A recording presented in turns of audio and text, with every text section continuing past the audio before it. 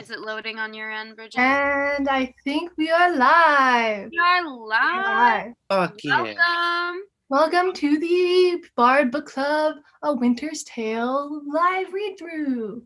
Hell yeah. We got returning with us, we got Maddie. And we have a new actor with us, Michaela. Hello. Hello, everyone. So let's all go around and say all the numerous characters that we're going to play. So, Michelle, start us off. Who are you playing? I am Polixenes, a lady and a shepherd. Great. Maddie, who are you playing? I am playing Gauler, Cleomenes, and Perdita. Nice. Simon, who are you playing? I am playing Camillo, Clown, Dorcas, and a gentleman. Love it. Austin, who are you playing? I am Antigonus, and where did it go? Second servant. Love it. Michaela, who are you playing? I'm playing the First Lord, the Prince, whose name I'm not going to pronounce, and another female character whose name starts with an M. Love So it. we're going purple. Percy, who are you playing? I'm playing Leontes, the second lady Amelia, and Officer Autolycus, and the third gentleman. Love it. Bridget, who are you playing? I am reading these stage directions. I He am accepted that I can't do it. Archidamius, Mamilius, first servant, mariner, and second gentleman. Love it. I'm playing Hermione, the brightest witch of her age. No. Paulina, Dion, and Time. So, is everybody ready and raring to go? Fuck yeah. All right. No. Take it away, Bridget, with much better stage directions than me. A Winter's Tale by William Shakespeare, who was smart. Act 1, Scene 1, Antechamber in Leontes' palace. Enter Camillo and Archidamus. If you shall dance, Camillo, to visit Bohemia on the occasion whereon my services now on foot, you shall see, as I have said, great difference betwixt our Bohemia and your Sicilia. I think this coming summer, the King of Sicilia means to pay Bohemia the visitation which he justly owes him. Is it loading on Bohemia? Our entertainment shall shame us. We will be justified in our loves, for indeed, Beseech you. verily, I speak it within the freedom of my knowledge. We cannot, with such magnificence and so rare, I know not what to say. We will give you sleepy drinks, that your senses, unintelligent of our insufficience, may, though they cannot praise us, as little accuse us. You pay a great deal too dear for what's given freely. Believe me, I speak as my understanding instructs me, and as mine honesty puts it to utterance. Sicilia cannot show himself overkind to Bohemia. They are trained together in their childhoods, and there rooted betwixt them then such an affection, which cannot choose but branch now, since their more mature dignities and royal necessities made separation of their society. Their encounters, though not personal, have been royally attorneyed, with interchange of gifts, letters, loving embassies, that they have seemed to be together, though absent, shook hands as over a vast, and embraced as it were from the ends of opposed winds. The heavens continue their loves. I think there is not in the world either malice or matter to alter it. You have an unspeakable comfort of your young Prince Mamilius. It is a gentleman of the greatest promise that ever came into my note. I very well agree with you in the hopes of him. It is a gallant child, one that indeed physics the subject, makes old hearts fresh. They that went on crutches ere he was born desire yet their life to see him a man. Would they else be content to die? Yes, if there were no other excuse why they should desire to live. If the king had no son, they would desire to live on crutches till he had one. Exits. Scene 2, a room of state in the same. Enter Leontes, Hermione, Mamilius, Polixenes, Camillo, and attendants. 9 changes of the watery star hath been the shepherd's note since we have left our throne. Without a burthen, time as long again would be fined up, my brother, with our thanks. And yet we should, for perpetuity, go hence in death. And therefore, like a cipher, yet standing in a rich place, I multiply with one, we thank you many thousands mo, that it go before it. Stay your thanks a while, and pay them while you part. Sir, that's tomorrow. I am questioned by my fears of what may chance or breed upon our absence, that may blow no sneaping winds at home, to make us say, this is put forth too truly. Besides, I have stayed to tire your royalty. We are tougher, brother, than you can put us to it. No longer stay. 1 7-night longer. Very sooth, tomorrow. We'll part the time between them, and in that I'll go gainsaying. Press me not, beseech you so. There is no tongue that moves, none in the world, so soon as yours could win me. So it should now, were there necessity in your request, although 'twere needful I denied it. My affairs do even drag me homeward, which is to hinder, were your love to whip to me, my say.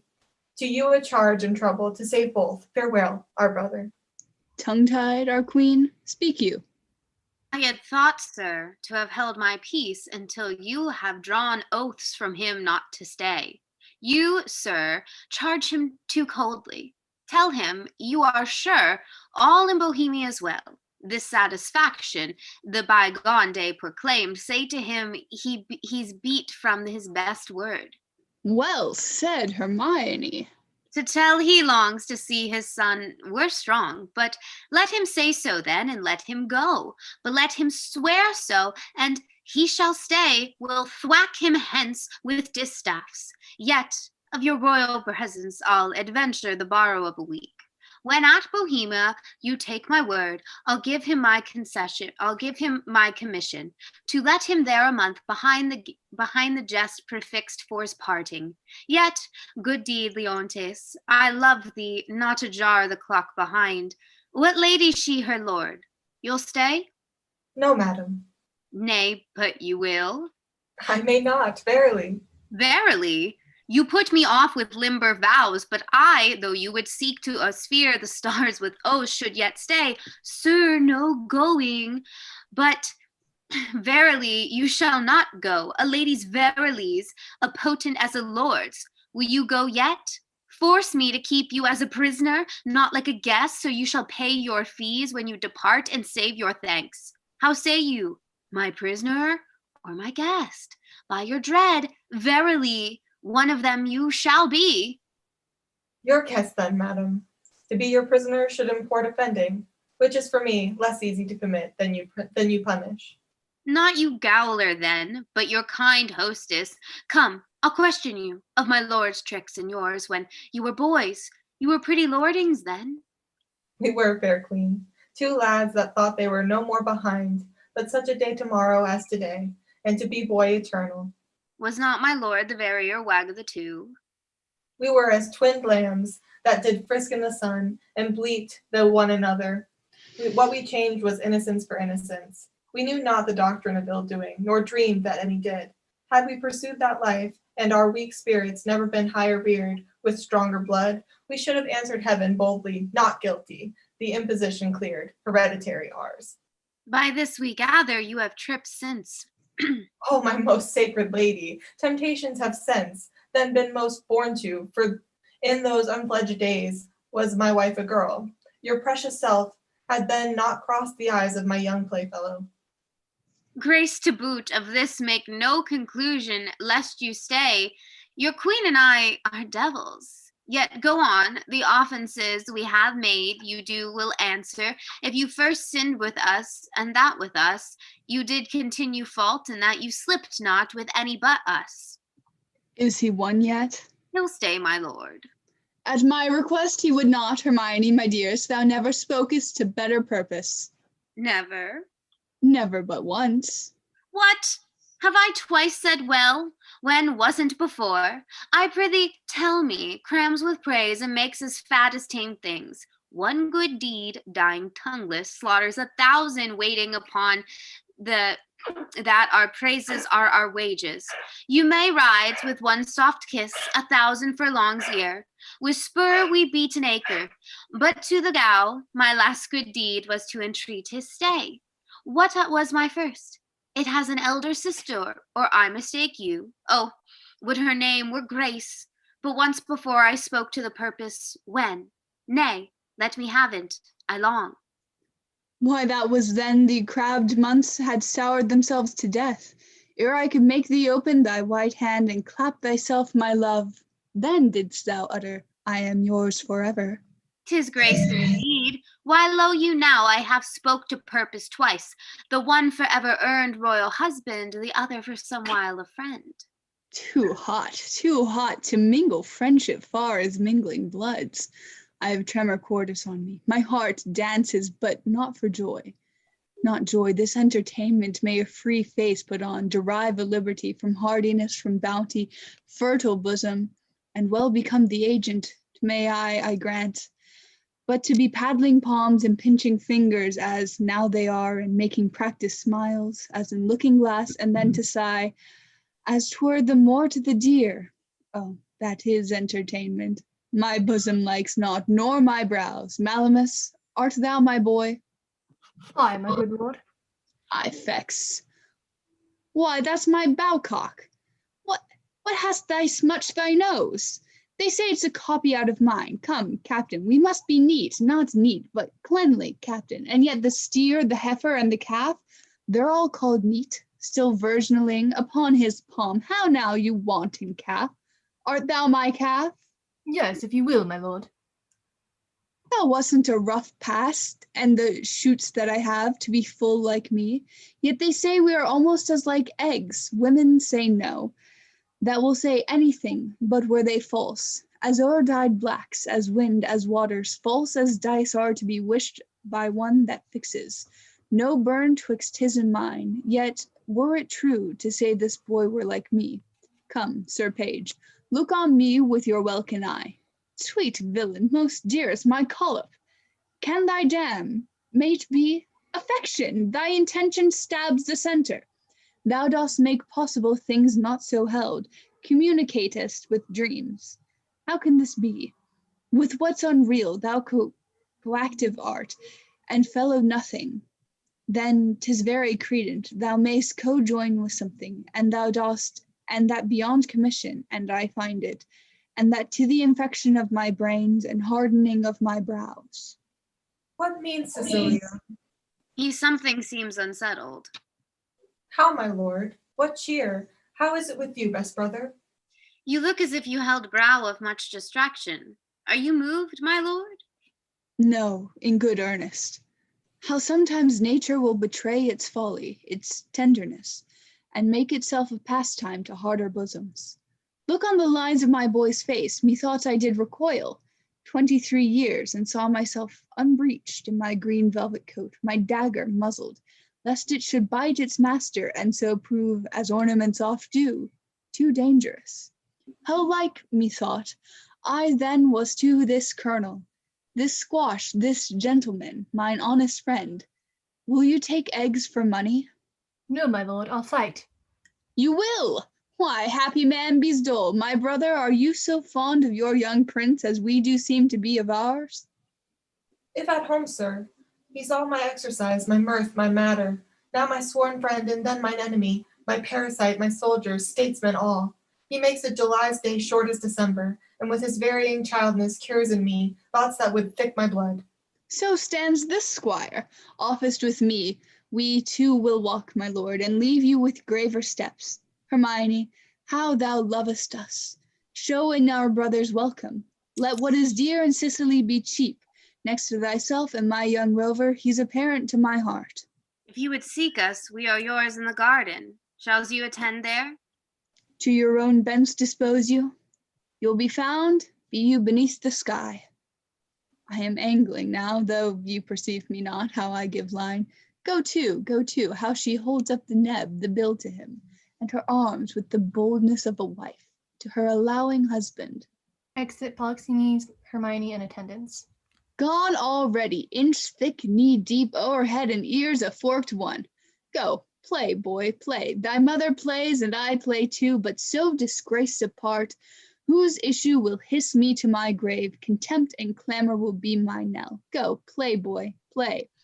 There have been, or I am much deceived, cuckolds ere now, and many a man there is, even at this present, now while I speak this, holds his wife by the arm, that little thinks she has been sluiced in the absence, and the ponds fished by this next neighbor, by Sir Smile, his neighbor, nay, there's comfort in it, whiles other men have gates, and those gates opened, as mine against their will, should all despair that have revolted wives, the 10th of mankind would hang themselves.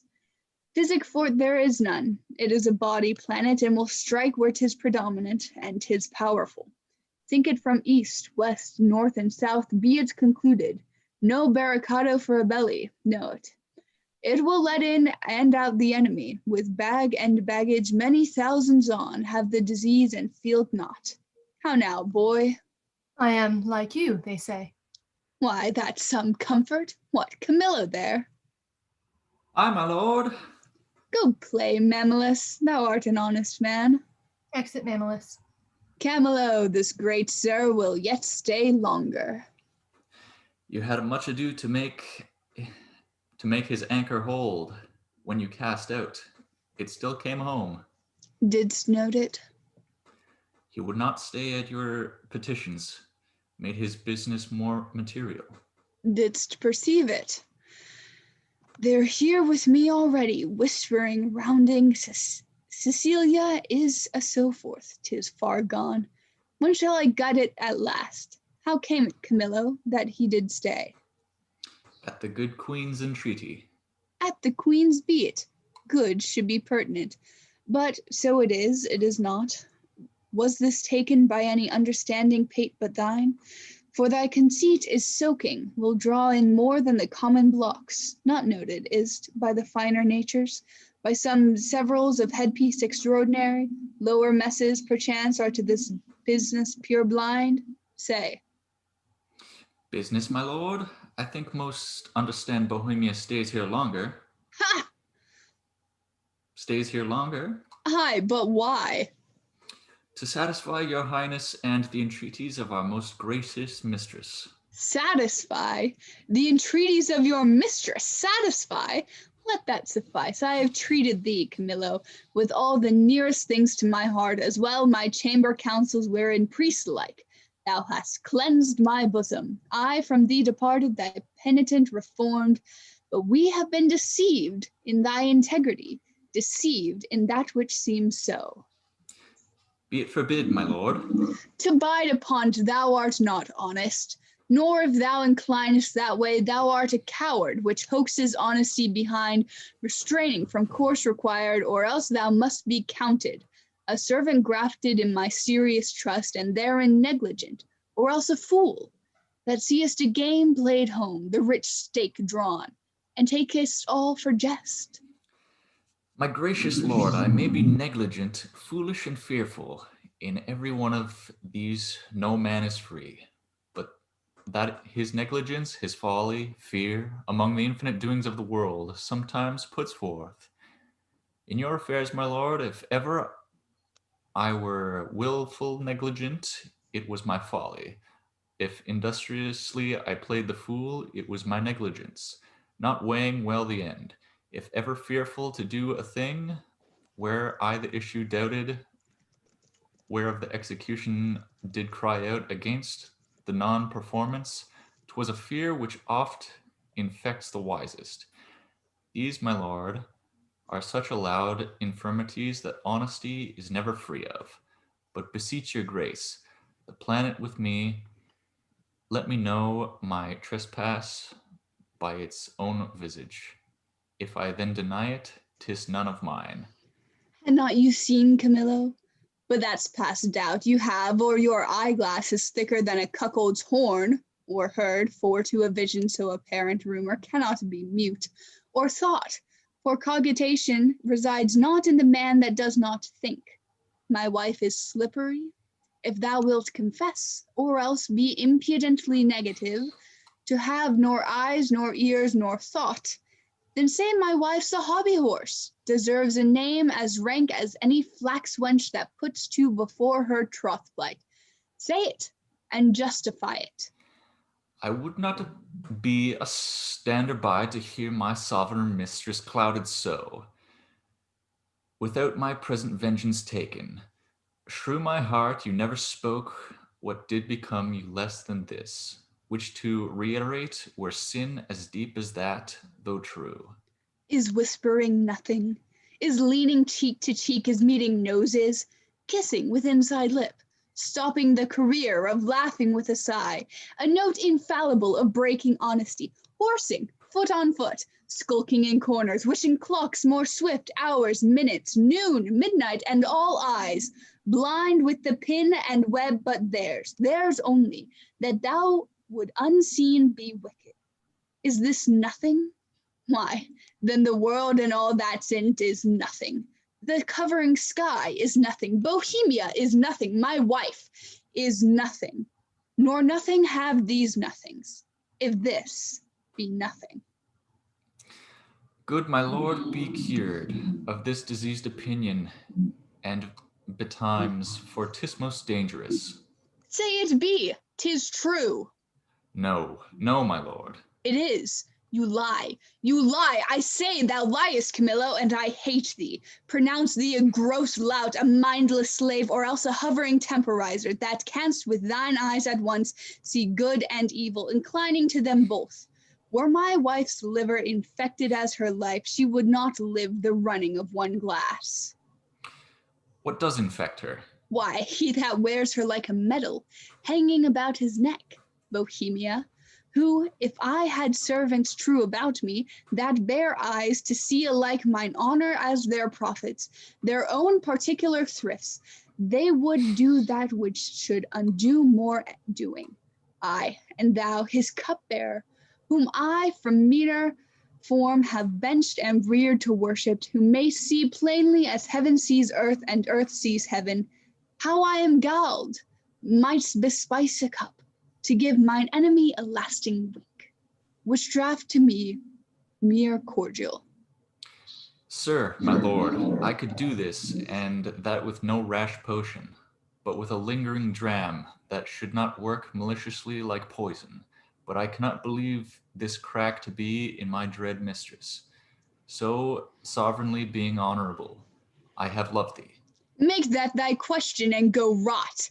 Dost thou think I am so muddy, so unsettled to appoint myself in this vexation, sully the purity and whiteness of my sheets, which to preserve is sleep, which being spotted is goads, thorns, nettles, tails, and wasps, give scandal to the blood of thy prince my son, who I do think is mine, and love as mine, without right moving to it.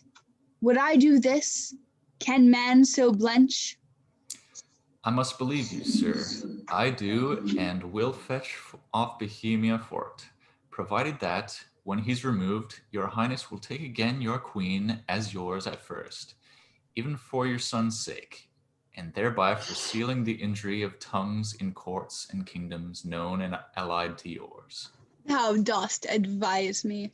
Even so, as I mine own course have set down, I'll give no blemish to her honor, none. My lord, go then, and with a countenance as clear as friendship wears at feasts, keep with Bohemia and with your queen. I am his cupbearer, and if from me he have wholesome beverage, account me not your servant. This is all. Do it, and thou hast the one half of my heart. Do it not, thou splittest thine own. I'll do it, my lord. I will seem friendly, as thou hast advised me. Exits. O miserable lady, but for me, what case stand I in? I must be the prisoner of good Polixenes, and my ground to do't is the obedience to a master, one who in rebellion with himself will have all that he is, so too. To do this deed promotion follows. If I could find example of thousands that had struck anointed kings and flourished after, I'll not do it. But since nor brass, nor stone, nor parchment bears not one, let villainy itself forswear it.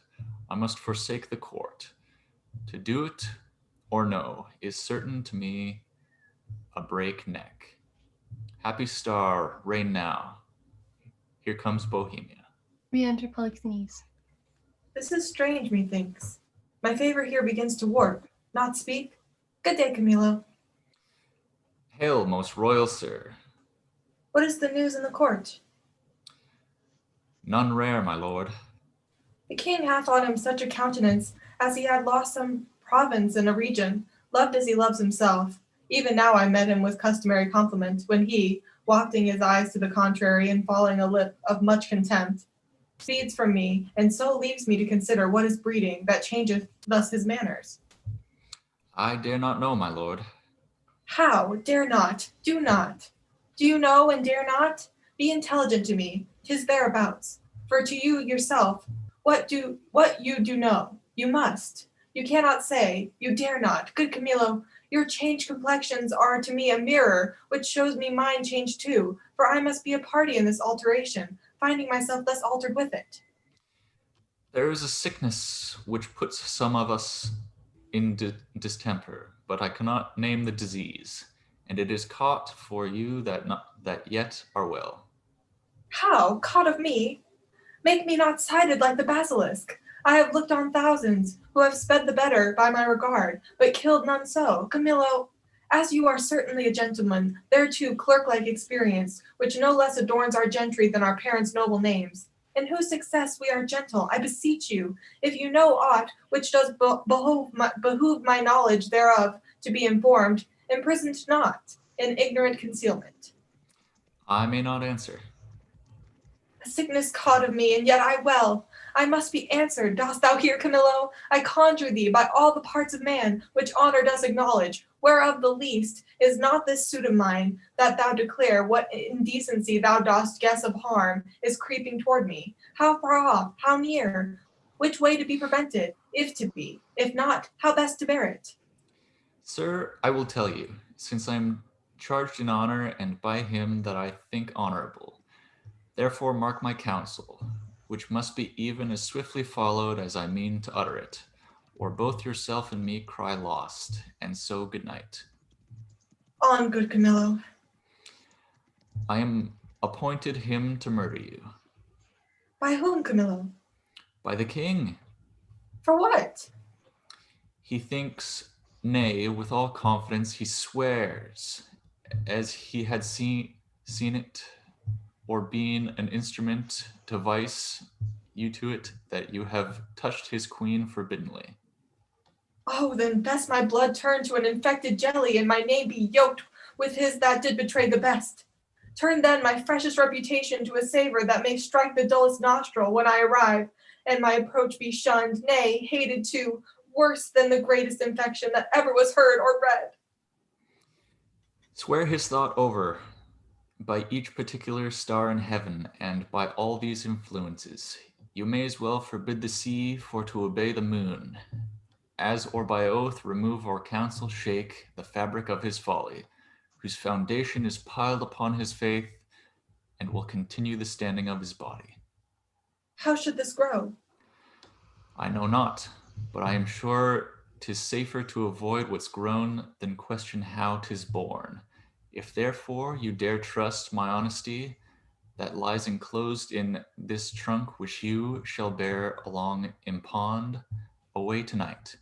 Your followers will whisper to the business and will by twos and threes at several posterns clear them of the city. For myself, I'll put my fortunes to your service, which are here by this discovery lost.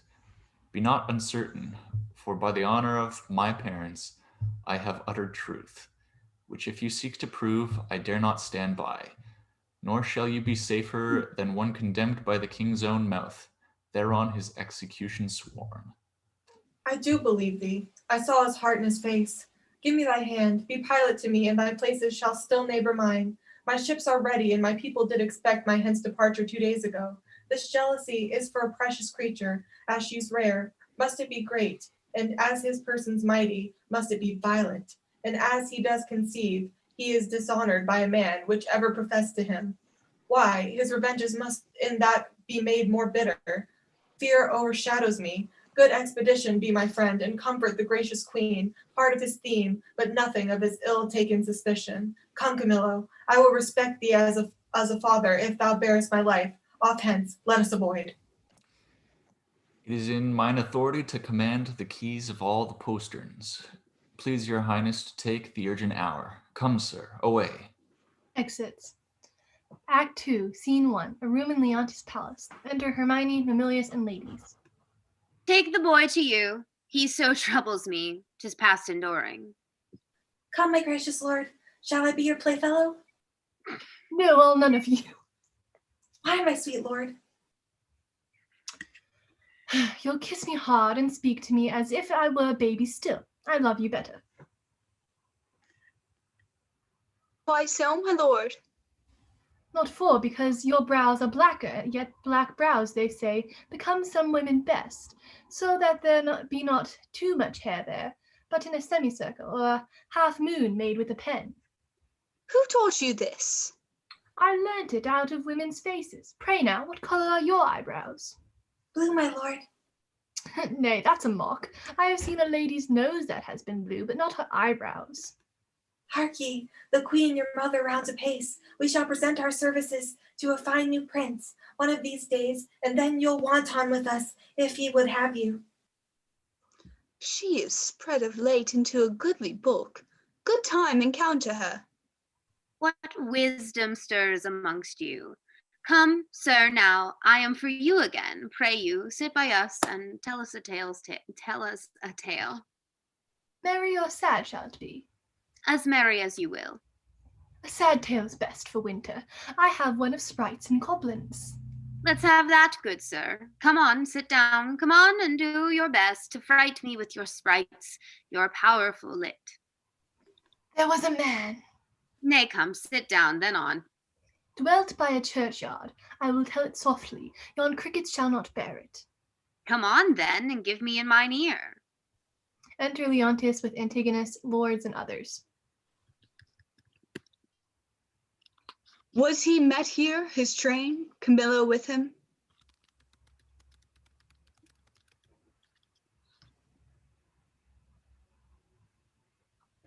You're muted.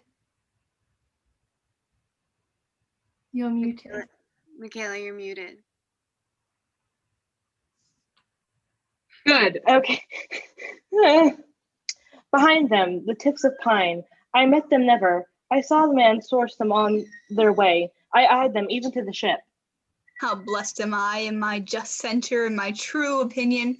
Alack for lesser knowledge, how accursed in being so blessed.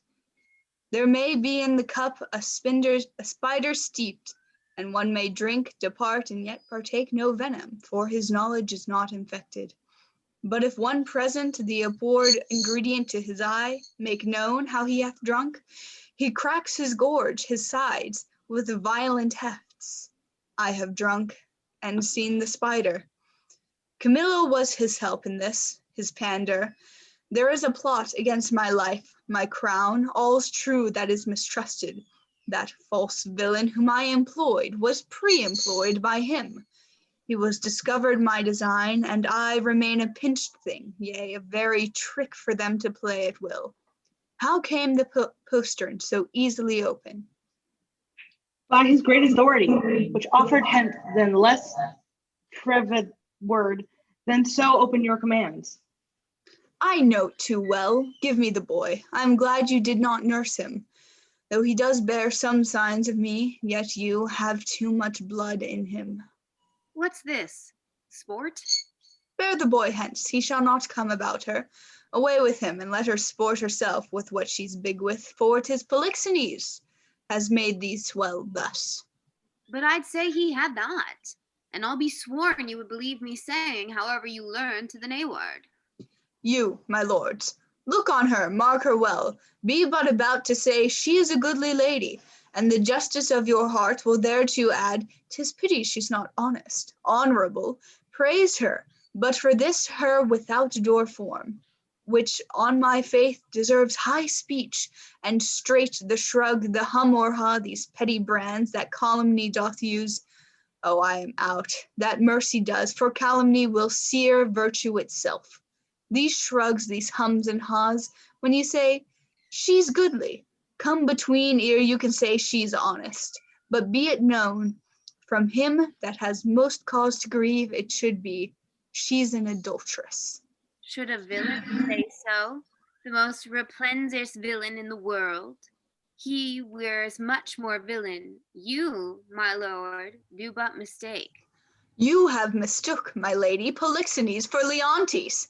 O thou thing, which I'll not call a creature of thy place, lest barbarism, making me the precedent, should a like language used to all degrees and mannerly distinguishment leave out betwixt the prince and beggar.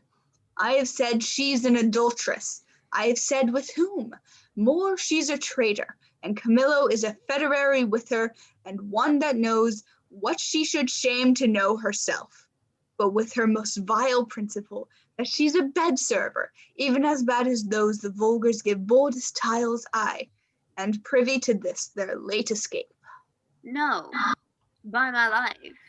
Privy to none of this, how will this grieve you when you shall come to clearer knowledge that you thus have published me?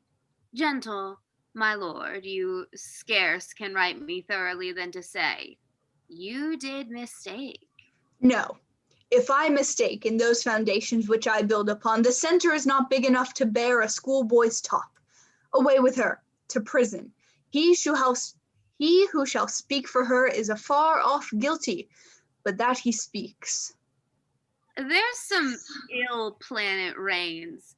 I must be patient till the heavens look, with an aspect more favorable. Good my lords, I am not prone to weeping as our sex commonly are, but the want of which vain do perchance shall dry your pities, but I have that honorable grief lodged here, which burns worse than tears drown. Beseech you, all my lords, with thought so qualified as your charity shall be, instruct you, measure me, and so the king's will be performed. Shall I be heard? Who is it that goes with me? Beseech your highness, my women may be with me, for you see my plight requires it.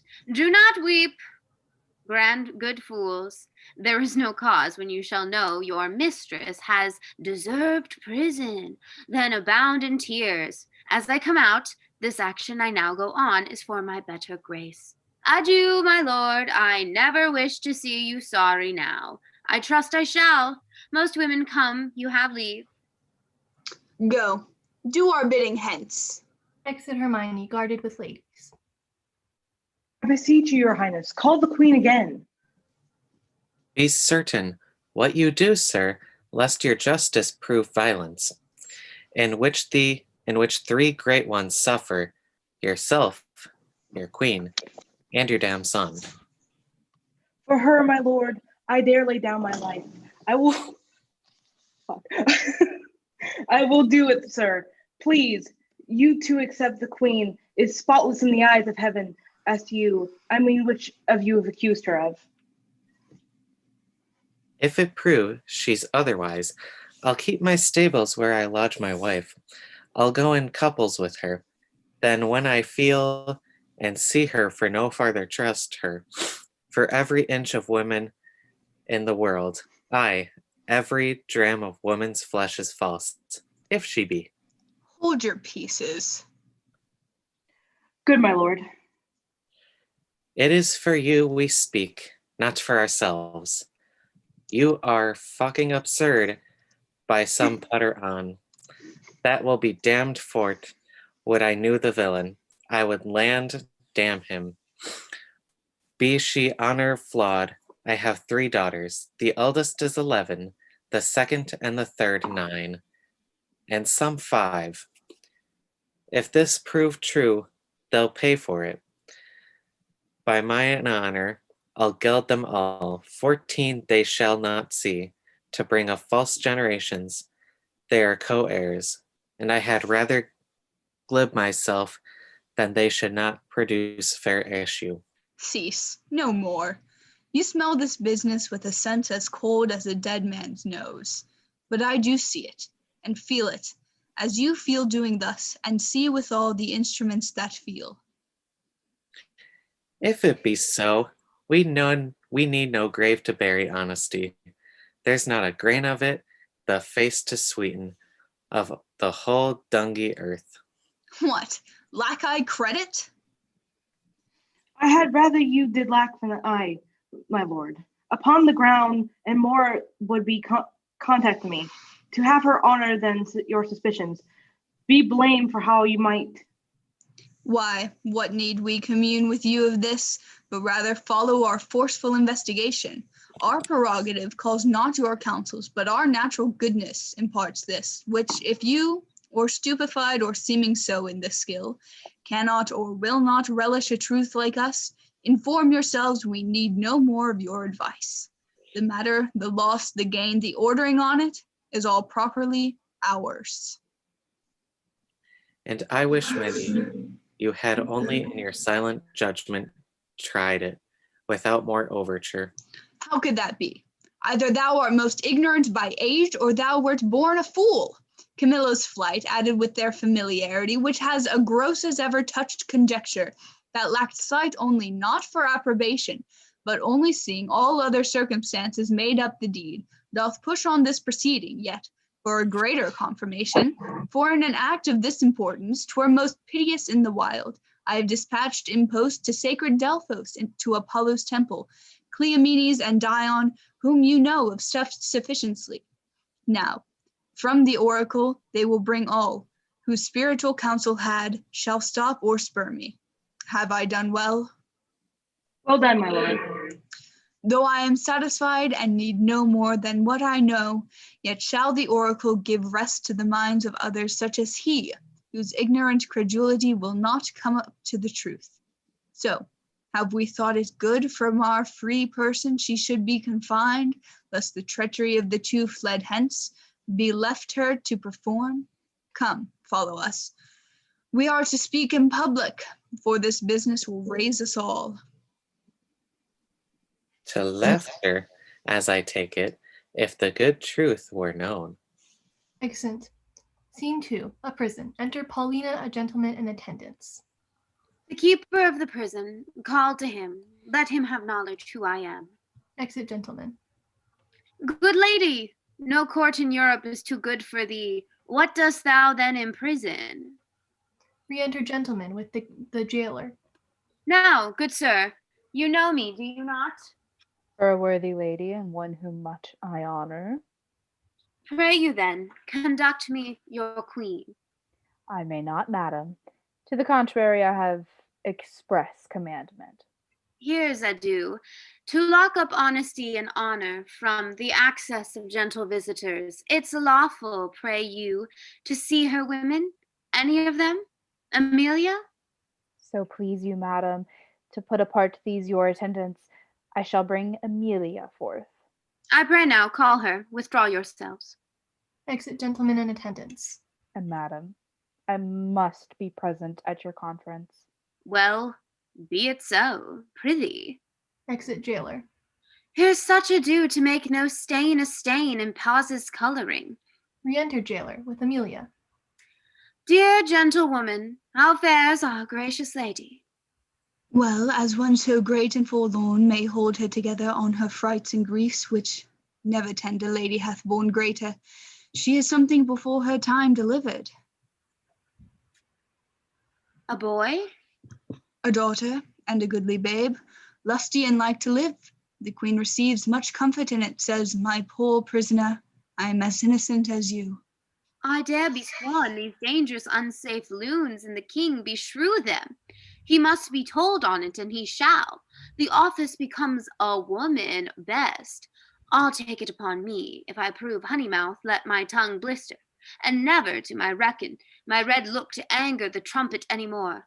Pray you, Amelia, commend my best obedience to the queen. If she dares trust me with her little babe, I'll show to the king and undertake to be her advocate to the loudest. We do know how he may soften at the sight of the child, the silence often pure innocence. persuades when speaking fails. Most worthy madam, your honor and your goodness is so evident that your free undertaking cannot miss a thriving issue. There is no lady living, so meet for this great errand. Please your ladyship to visit the next room. I'll presently acquaint the queen of you your most noble offer, who but today hammered of this design, but does not tempt a minister of honor, lest she should be denied. Tell her, Amelia, I'll use that tongue I have. If wit flow from it as boldness from my bosom, let's not be doubted. I shall do good. Now be you blessed for it. Out to the queen, please you, come something nearer. Madam, if it please the queen to send the babe, I know not what I shall incur to pass it, having no warrant. You need not fear it, sir. The child was prisoner to the womb, and is by law in process of great nature thence freed and enfranchised, not a party to the anger of the king, nor guilty of any be the trespass of the queen. I do believe it. Do not you fear. Upon my honor, I will stand betwixt you and danger. Exeunt. Scene 3. A room in Leontes' palace. Enter Leontes, Antigonus, lords, and servants. Nor night nor day no rest. It is but weakness to bear the matter thus, mere weakness. If the cause were not in being, part of the cause, she the adulteress, for the harlot king is quite beyond mine arm, out of the blank and level of my brain, plot-proof. But she, I can hook to me, say that she were gone, given to the fire, a moiety of my rest might come to me again. Who's there? My lord, How does the boy? he took good rest tonight. 'Tis hoped his sickness is discharged. To see his nobleness, conceiving the dishonor of his mother, he straight declined, drooped, took it deeply, fastened and fixed the shame on himself, threw off his spirit, his appetite, his sleep, and downright languished. Leave me solely. Go, see how he fares. Exit servant. Fie, no thought of him. The thought of my revenges that way recoil upon me. In himself too mighty, and in his parties his allegiance let him be, until a time may serve for present vengeance, take it on her. Camillo and Polixenes laugh at me, make their pastime my sorrow.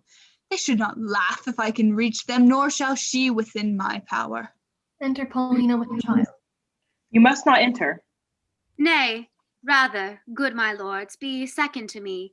Fear you his tyrannous passion more, alas, than the queen's life? A gracious, innocent soul, more free than he is jealous. That's enough. Madam, he hath not slept tonight. I commanded none should come at him. Not so hot, good sir. I come to bring him sleep. 'Tis such as you that creep like shadows by him, and do sigh at each his needle's heavings. Such as you nourish the cause of his awaking. I do come with words as medicinal as true, honest as either, to purge him of that humor that presses him from sleep. What noise there? Ho? No noise, my lord, but needful conference about some gossips for your highness. How? Away with that adocious baby. Antigonus, I charged thee that she would not come about me. I knew she would.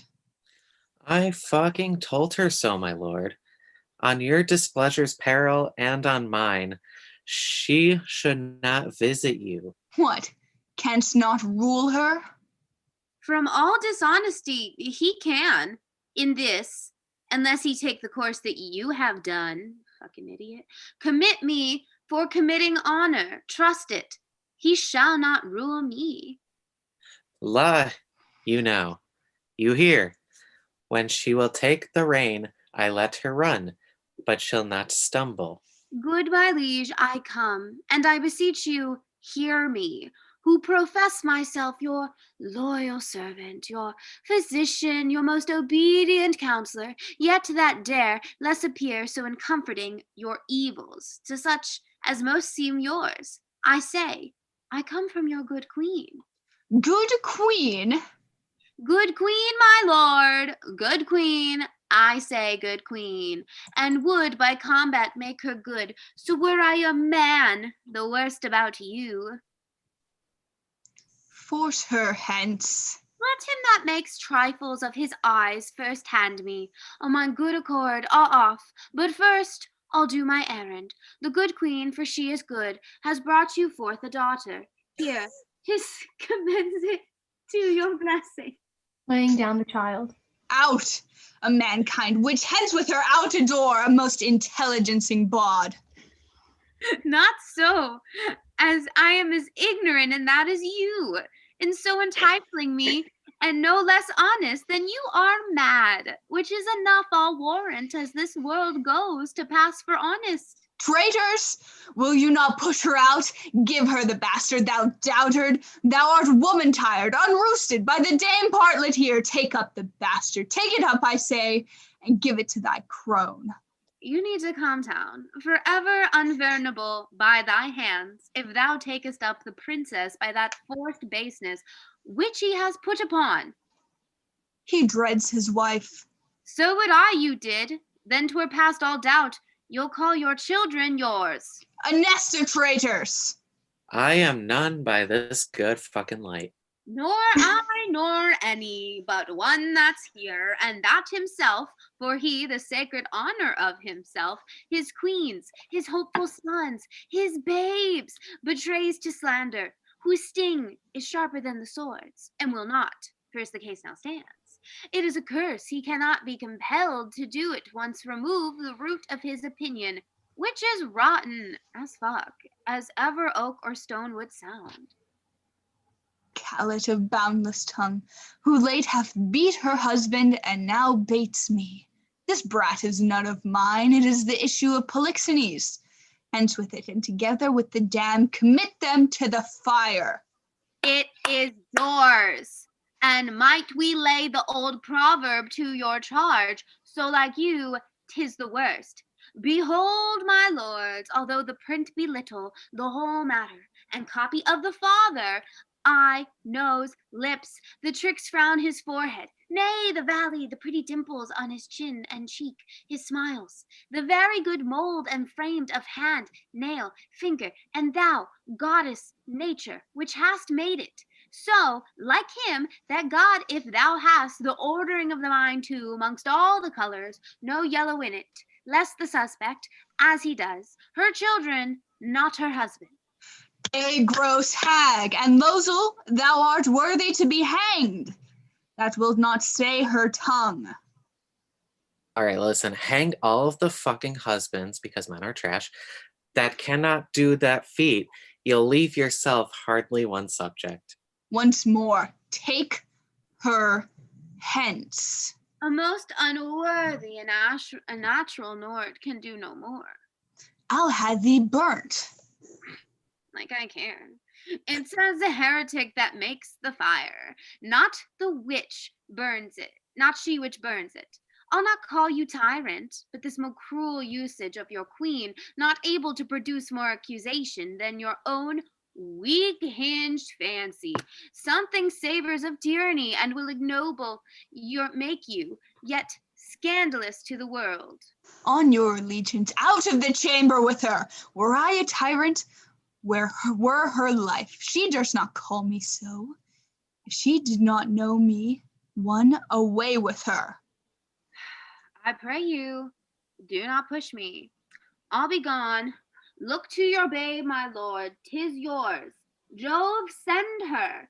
A better guiling spirit, what needs these hands? You are thus so tender of his follies. Will never do him so good, not one of you. So farewell, farewell, we are gone. Exits. Thou, traitor, hast set on thy wife to this, my child. Away with it. Even thou, that hast a heart so tender o'er it, take it hence and see it instantly consumed with fire. Even thou, and none but thou, take it up straight, within this hour bring me word 'tis done, and by good testimony, or I'll seize thy life with what thou else callest thine. Thou refuse, and wilt encounter with my wrath. Say so. The bastard brains with these my proper hands shall I dash out. Go, take it to the fire, for thou setst it on thy wife. Yeah, I did not do that, sir. These lords, my noble fellows, if they please, can clear me in it.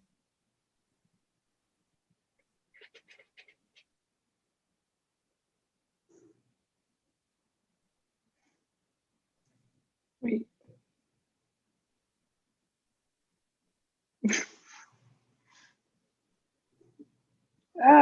Is it my turn? I don't know where I am. I forget. We can. My royal legions. He is not guilty of her coming hence. You are liars all. I beseech you, your highness, give us better credit. We have always truly served you and beseeched you so to esteem of us. And on our knees we beg, as we recommence our dear servants, past and coming, that you change this purpose, which brings horror and blood, must lead to something false issues. We all kneel. I am a feather for each wind that blows. Shall I live on to see this bastard kneel and call me father? Better burn it now than curse it then. But be it, let it live. It shall not neither. You, sir, come hither. You that have been so tenderly officious with Lady Marjorie, your midwife there, to save this bastard's life. For 'tis a bastard. So sure as this beard's gray, what will you adventure to save this brat's life? I guess anything, my lord, that may ability may undergo, and nobleness impose at least thus much upon the little blood which I have left, to save the innocent. Anything possible. It shall be possible, swear by this sword. Thou wilt perform my bidding. You know what? I fucking will, my lord. Mark, and perform it. Seest thou, for the fail of any point, it shall not only be death to thyself, but to thy lewd-tongued wife, whom for this time we pardon. We enjoin thee, as thou art liege to arm to us, that thou carry this female bastard hence, and that thou bear it to some remote and desert place, quite out of our dominions, and that there thou leave it with more mercy to its own protection and favor of the climate. As by strange fortune it came to us, I do in justice charge thee on thy soul's peril and thy body's torture, that thou command it strangely to some place where chance may nurse or end it. Take it up. I swear to do this, though a present death had been more merciful. Come on, poor babe. Some powerful spirit instruction the kites and ravens to be thy nurses. Wolves and bears, they say, casting their savageness aside, have done, like offices of pity. Sir, be prosperous, and a more than this deed does require, and blessing against this cruelty fight on thy side. Poor thing, condemned to loss. Exit with child. No, I'll not rear another's issue. Enter a servant.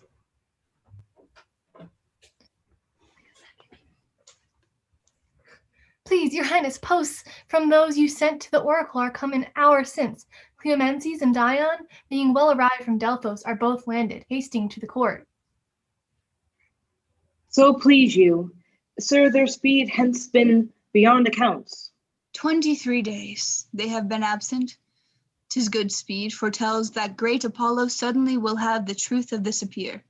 Prepare you, lords, summon a session that we may arraign our most disloyal lady. For as she hath been publicly accused, so shall she have a just and open trial. While she lives, my heart will be a burden to me. Leave me, and think upon my bidding. Exit. Act 3, Scene 1. A seaport in Sicilia. Enter Cleomenes and Dion. Climate's delicate, the air most sweet. Fertile the isle, the temple much surpassing the common praise it bears. Shall report for most to cause me the celestial habits, methinks I should term them, and the reverence of the grave weavers. Oh, the sacrifice! How ceremonious, solemn, and earthly if I was offering. But of all, the burst and the ear-deafening voice of the oracle, kin to Jove's thunder, so surprised my sense that I was nothing. If the event of the journey prove successful to the queen, oh, be it so, as it hath been to us rare, pleasant, speedy, the time is worth the use of it. Great Apollo, turn to all the best. These proclamations so forcing faults upon Hermione I little like. The violent carriage of it will clear end busyness when the oracle, thus by Apollo's great divine, sealed up, shall the contents discover something rare. Even then we'll rush to knowledge. Go, fresh horses, and the gracious be the issue.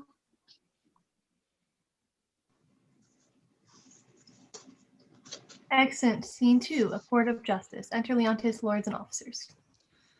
This sessions to our great grief we pronounce, even pushes against our heart. The party tried the daughter of a king, our wife, and one of us too much beloved.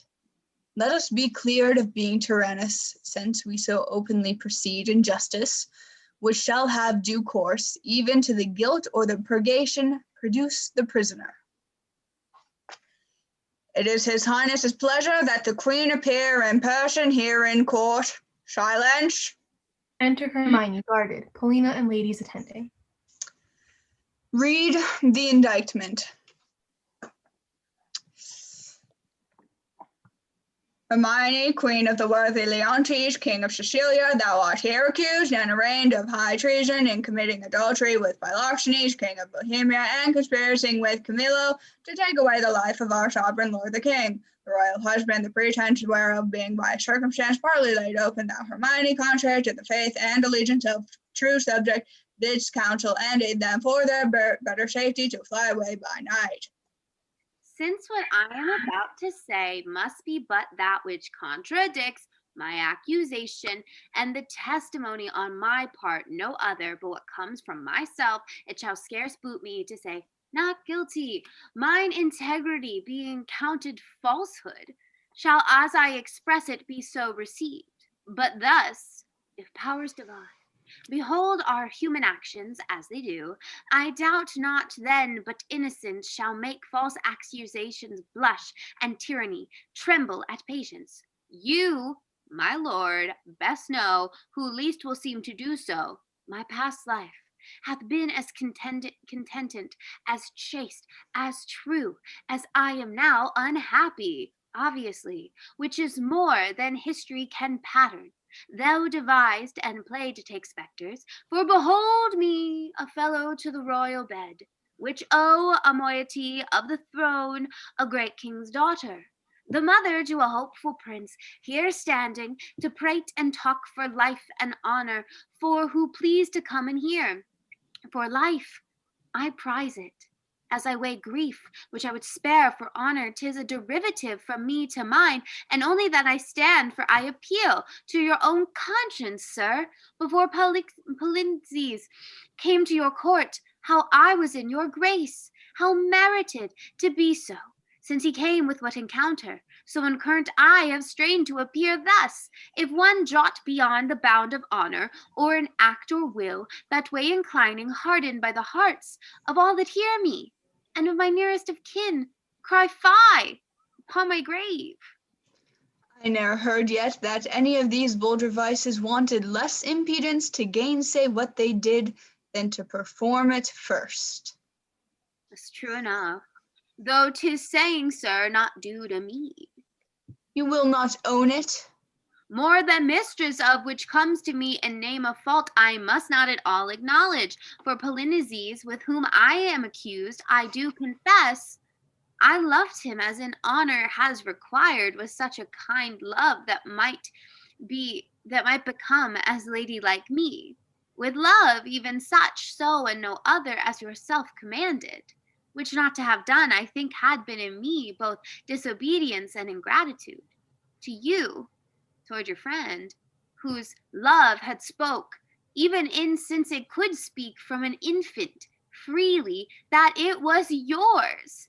Now, for conspiracy, I know not how it tastes, but though it be dished for me to try how, all I know of it is that Camillo was an honest man, and why he left your court, the gods themselves wotting no more than I are ignorant.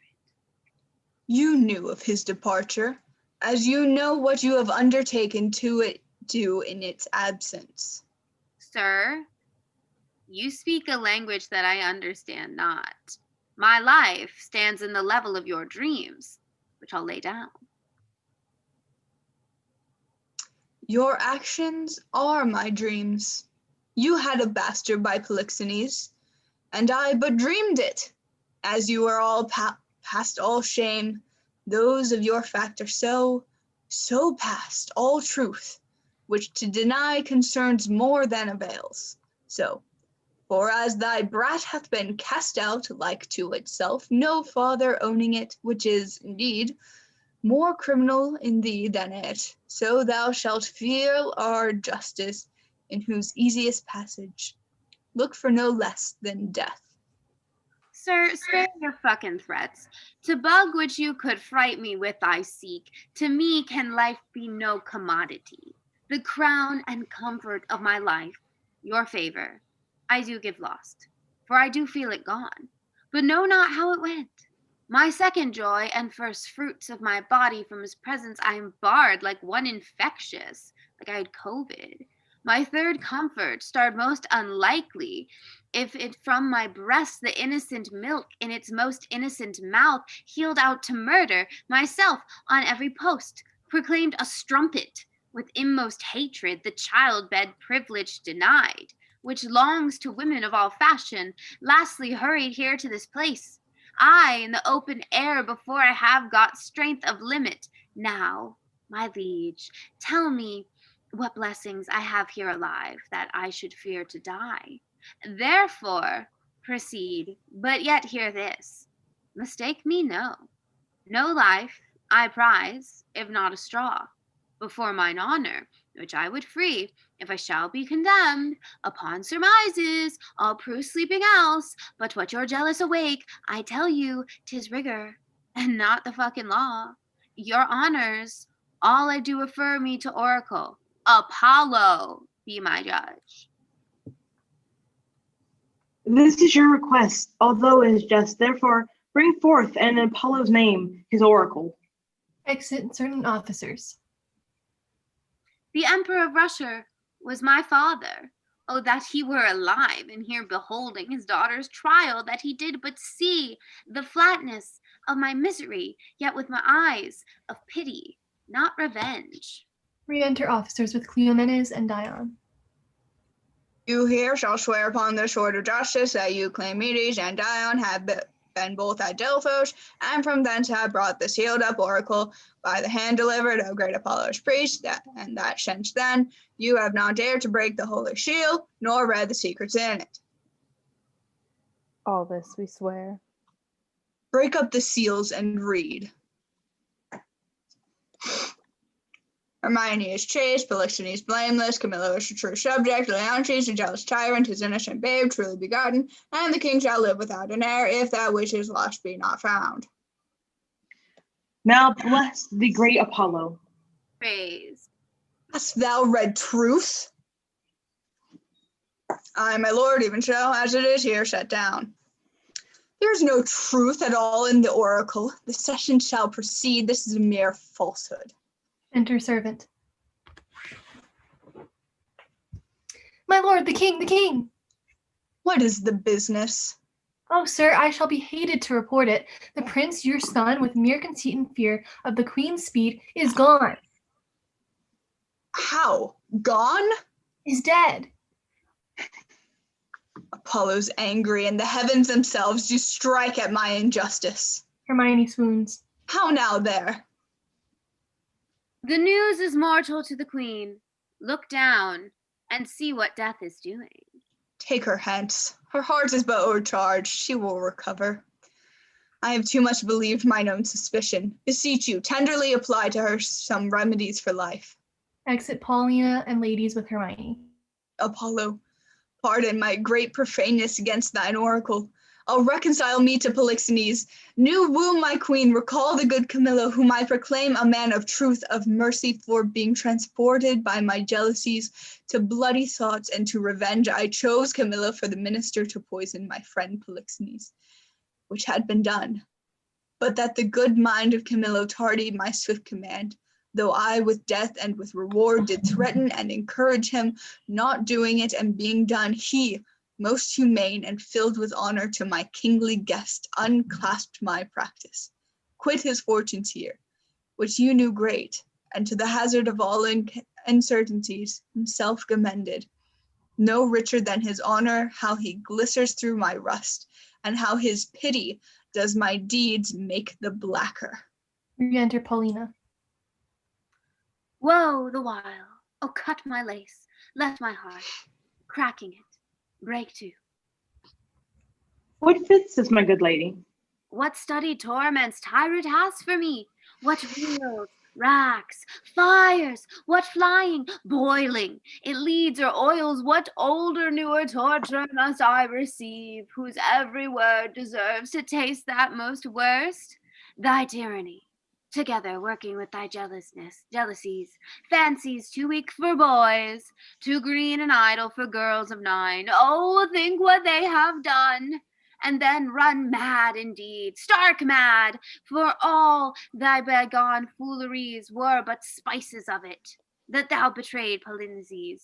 'Twas nothing, that did but show thee of a fool, inconstant and damnable, ingrateful, nor was much thou wouldst have poisoned good Camillo's honor to have him kill a king, for trespasses, more monstrance standing by, whereof I reckon the casting forth 2 crows the baby daughter, to be none or little, though a devil, would have shed water out the fire ere don't. Now it's directly laid to thee, the death of the young prince, whose honorable thoughts high for one so tender, cleft the heart that could conceive a gross and foolish sire, blemished his gracious dam.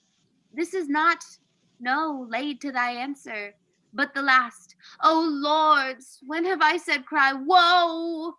The queen, the sweetest, dearest creature's dead, and vengeance for it not dropped down yet. Higher powers forbid. I say she's dead. I'll swear it. I would nor oath prevail not. Go and see if you can bring tincture or luster in her lip, her eye, heat outwardly of breath within. I'll serve you. Do not repent these things, for they are heavier than all thy woes who can stir. Therefore betake thee to nothing but despair, 1,000 years, 10,000 years, naked, fasted upon a barren mountain, and still winter in storm perpetual could not move the gods to look that way thou went. Go on, thou canst speak too much. I have deserved all tongues to talk their bitterest. Say no more. However the business goes, you have made a fault in the boldness of your speech. I am sorry for it. All faults I make when I shall come to know them, I do repent. Alas, I've showed too much. The rashness of a woman. He is touched. The noble heart, what's gone and what's past help should be past grief. Do not receive affliction at my petition. I beseech you, rather, let me be punished that have minded you of what you should forget. Now, good my liege, sir, royal sir, forgive a foolish woman, the love I bore your queen. Lo, fool again, to speak of her no more, nor of your children. I'll not remember you, my own lord, who is lost too. Take your patience to you, and I'll say nothing. Thou didst speak but well, when most the truth, which I receive much better than to be pitied of thee. Prithee, bring me to the dead bodies of my queen and son. One grave shall be for both. Upon them shall the causes of their death appear, unto our shame perpetual. Once a day I'll visit the chapel where they lie, and tears shed there shall be my recreation. So long as nature will bear up this exercise, so long as I daily vow to use it. Come and lead me unto these sorrows. Excellent. Scene 3. Bohemia, a desert country near the sea. Enter Antigonus with a child and a mariner. Thou art perfect then, our ship hath touched upon the deserts of Bohemia. My lord and fear, we have landed in ill time. The skies look grimly and threaten pleasant blunders. In my conscience, the heavens with that we have in hand are angry and frowned upon us. Their sacred wills be done. Go, get aboard. Look to thy bark. I'll not be there long before I call upon thee. Make your best haste and go not too far in the land. 'Tis like to be loud weather. Besides, this place is famous for the creatures of prey that keep upon it. Go thou away, I'll follow instantly. I am glad at heart to be so rid of this business. Exit. Come, poor babe, I have heard but not believed. The spirits of the dead may walk again, if such thing be. Thy mother appeared to me last night, for never was a dream so like a waking. To me comes a creature, sometimes her head on one side, some another. I never saw a vessel of like sorrow, so filled and so becoming, in pure white robes, like very sanctity. She did approach my cabin where I lay, thrice bowed before me, and gasping to begin some speech, her eyes became two spouts, the fury spent anon. Did this break from her? Good Antigonus, since fate against thy better disposition hath made thy person for the thrower out of my poor babe according to thine oath, places remote enough are in Bohemia. There weep and leave it crying, and for the babe is counted lost forever. Perdita. I prithee, call it. For this ungentle business put on thee by my lord, thou never shalt see thy wife Paulina more. And so, with shrieks, she melted into air. Affrighted much, I did in time collect myself, and thought this was so and no slumber, God damn it. Dreams are toys, yet for this once, superstitiously, I will be squared by this. I do believe Hermione hath suffered death, and that Apollo would, this being indeed the issue of King Polixenes, it should here be laid, either for life or death upon the earth of its right father. Blossom, speed thee well. There lie, and there thy character, there these, which may, if fortune please, both breed thee pretty, and still rest thine. The storm begins, poor wretch, that for thy mother's fault art thus exposed to loss, and what may follow.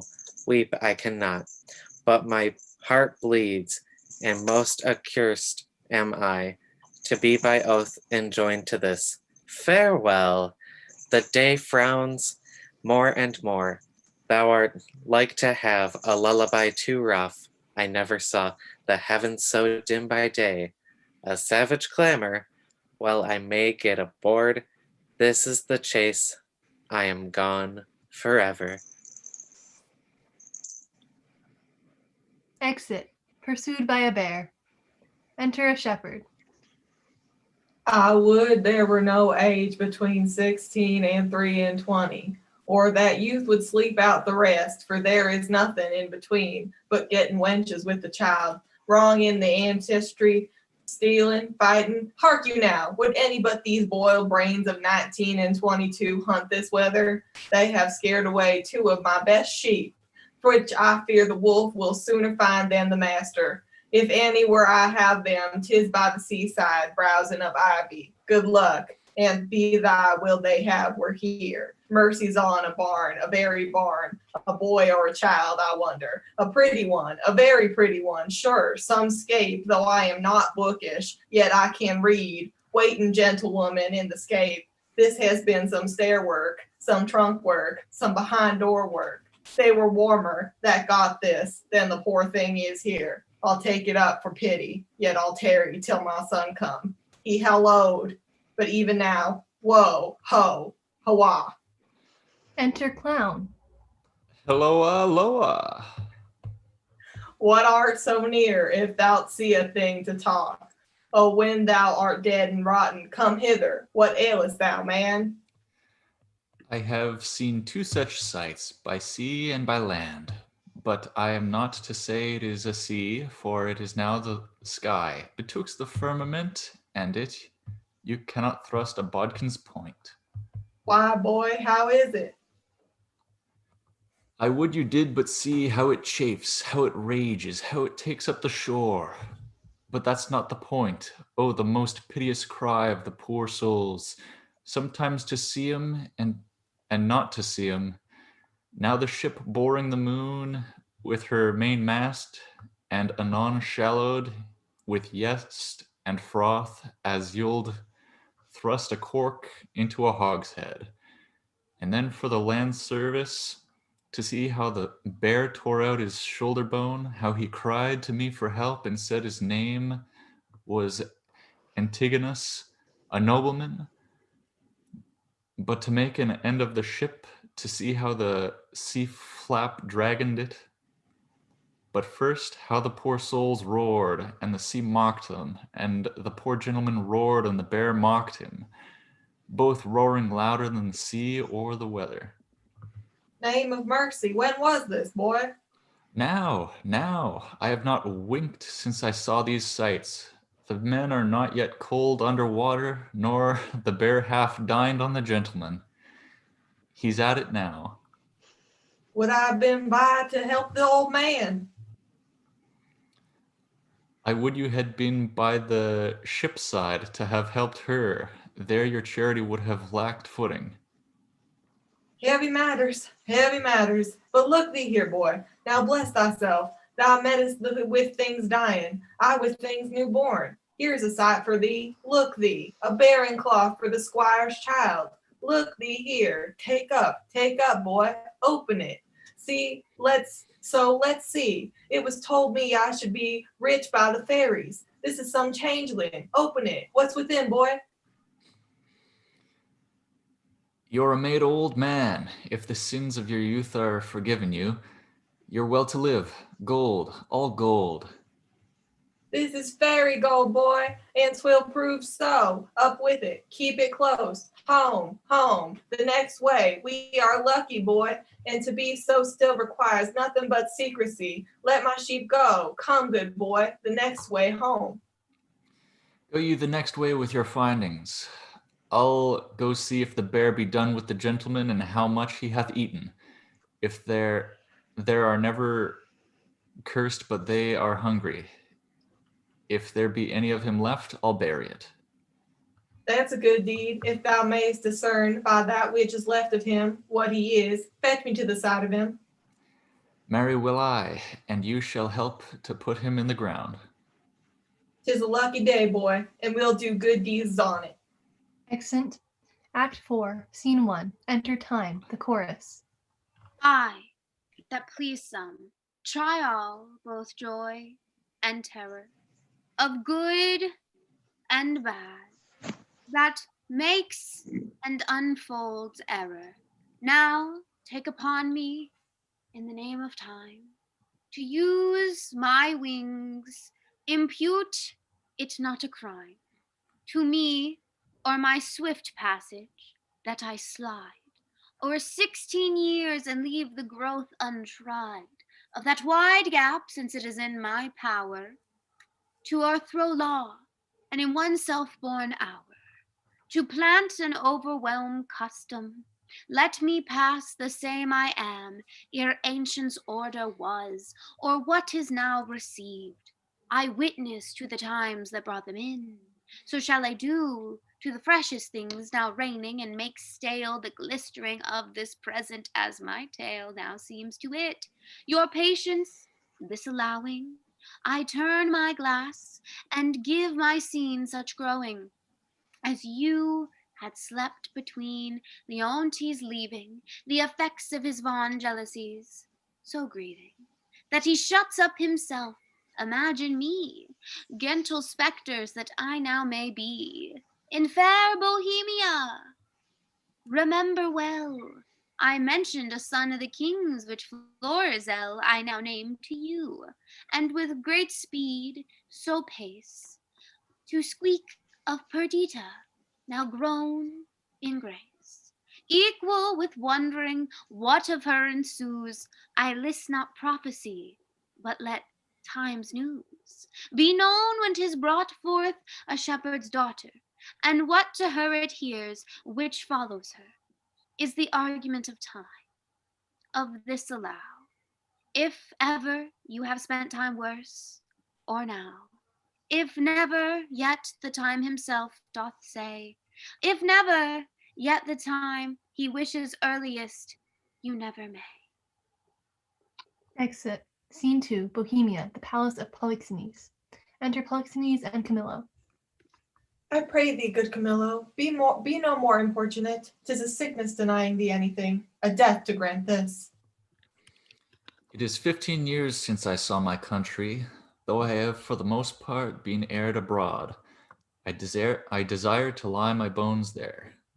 Besides, the penitent king, my master, hath sent for me, to whose feeling sorrows I might be some ally, or I o'erween to think so, which is another spur to my departure.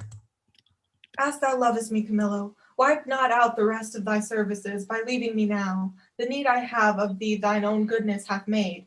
Better not to have had thee than thus to want thee. Thou, having made me business, which none without thee can sufficiently manage, must either stay to execute them thyself, or take away with thee the very services thou hast done. Which if I have not enough considered, as too much I cannot, to be more thankful to thee shall be my study, and my profit therein the heaping friendships. Of that fatal country Sicilia, prithee speak no more, whose very naming punishes me with the remembrance of that penitent, as thou callest him, and reconciled king, my brother, whose loss of his most precious queen and children are even now to be afresh lamented. Say to me, when sawest thou the Prince Florizel, my son? Kings are no less unhappy, their issue not being gracious, than they are in losing with them when they have approved their virtues. Sir, it is 3 days since I saw the prince. What his happier affairs may be are to me unknown, but I have missingly noted he is of late much retired from court and is less frequent in his princely exercises than formerly he hath appeared. I have considered so much, Camillo, and with some care, so far that I have eyes under my service which look upon his removedness, from whom I have this intelligence, that he is seldom from the house of a most homely shepherd, a man, they say, that from very nothing, and beyond the imagination of his neighbors, is grown into an unspeakable estate.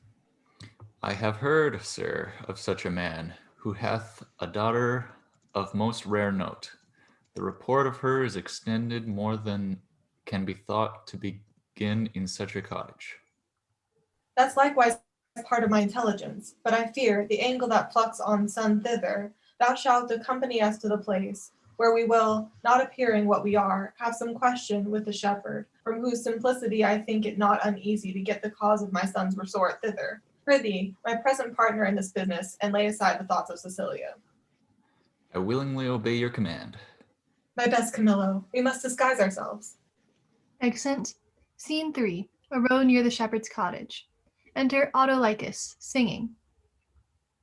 When daffodils begin to peer, with high the doxy o'er the dale wide, then comes in the sweeter year, for the red blood reigns in the winter's pale. The white sheep bleaching on the hedge with hay, the sweet birds, oh how they sing, doth set my pugging tooth on edge. For a quart of ale is a dish for the king, the lark, the tear, a lyre chants, with hay, the thrush and the jay, are summer songs for me and my aunts. While we lie tumbling in the hay, I have served Prince Florizel, and in my time wore 3 pile. But now I am out of service, but shall I go and mourn for that, my dear? The pale moon shines by night, and when I wander here and there, I then do most go right.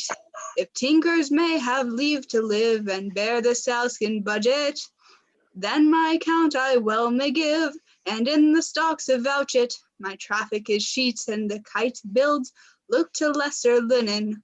My father named me Autolycus, whom being as I am, littered under Mercury, was likewise a snapper up of unconsidered trifles. With dye and drab I purchased this caparison, and my revenue is this silly cheat. Gallows and knock are too powerful on the highway, beating and hanging are terrors to me. For the life to come, I sleep out the thought of it. A prize, a prize. Enter clown. Let me see. Every 11 weathered tods, every tod yields pound and odd shilling, 1,500 shorn. What comes the wool to? If the spurge hold, the cock's mine. I cannot do it without counters. Let me see. What am I to buy for our sheep shearing feast? 3 pound of sugar, 5 pound of currants, rice. What will this sister of mine do with rice? But my father hath made her mistress of the feast, and she lays it on. She hath made me 24 nosegays of the shearers, three-man songmen and all, and very good ones. But they are most of them means and bases. But one Puritan amongst them, and he sings psalms to hornpipes. I must have saffron to color the warden pies. Mace, dates, none. That's out of my note. Nutmeg, 7. A race of 2 or ginger, but that I may beg. 4 pounds of prunes and as many of raisins of the sun. Oh, that I was ever born! Groveling on the ground. In the name of me. Oh, help me pluck but off these rags and the death. Death! Alack, poor soul, thou hast need of more rags to lay on thee, rather than take these off. Oh, sir, the loathsomeness of them offends me more than the stripes I have received, which are mighty ones, and millions. Alas, poor man, 1,000,000 of beatings may have come to a great I am matter. robbed, sir, and beaten, my money and apparel taken from me, and these detestable things put upon me. What, by a horseman or a footman? A footman, sweet sir, a footman. Indeed, he should be a footman by the garments he has left with thee. If this be a horseman's coat, it hath seen very hot service. Lend me thy hand, I'll help thee. Come, lend me thy hand. Oh, good sir, tenderly. Oh, Alas, poor soul. oh, good sir, softly, good sir, I fear, sir. My shoulder blade is out. How now? Canst stand? Picking his pocket. Softly, dear sir, softly. You had done me a charitable office. Dost lack any money? I have a little money for thee. No, good, sweet sir. No, I beseech you, sir. I have a kinsman not past 3/4 of a mile hence, unto whom I was going. I shall have money, or anything I want. Offer me no money. I pray you. This kills my heart. What manner of fellow is he that robbed you? A fellow, sir, that I have known to go about with trollmadames. I knew him once, the servant of the prince. I cannot tell, good sir, for which of his virtues it was, but he was certainly whipped out of the court. His vices, you would say. There's no virtue whipped out of the court. They cherish it to make it stay there, and yet it will no more but abide. Vices, I would say, sir. I know this man well. He hath been since an ape-bearer, then a process server, bailiff, and then he compassed a motion of the prodigal son, the married a tinker's wife within a mile where my land as living lies, and having flown over many a neighbor's professions, he settled only in rogue. Some call him Autolycus. Out upon him. Prig, for my life, prig, he haunts, wakes, fares, and bear baitings. Very true, sir. He, that's on the rogue that put me into this apparel. Not a more cowardly rogue in all Bohemia. If you had but looked big and spit at him, he'll have run away. I must confess to you, sir, I am no fighter. I am false of heart that way, and that he knew. I warned him. How do you now? Sweet sir, much better than I was. I can stand and walk. I will, even with my leave of you, and pace softly towards my kinmen. Shall I bring thee on the way? No, good face, sir. No, sweet sir. Then fare thee well. I must go buy spices for our sheep shearing. Prosper you, sweet sir. Exit clown. Your purse is not hot enough to purchase your spice. I'll be with you at your sheep shearing too. If I make not this cheat bring out another, and the shearers prove sheep, let me be unrolled and my name put in the book of virtue. Jog on the footpath way, and merrily hence the stile. A merry heart goes all the day, your sad tires in a mile. Exit. Scene 4, the shepherd's cottage. Enter Florizel and Perdita. These weeds are unusual. Each part of you gives life. No shepherd but Flora. Please, in April's front, the sheep shearing. It means petty gods, and you the queen aunt. And sir, my gracious lord, to chide at your extremes, it not becomes me.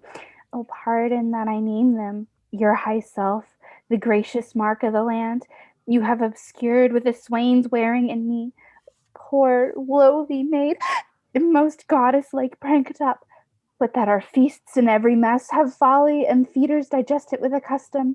I should blush to see you so attired, sworn, I think, to show myself a glass.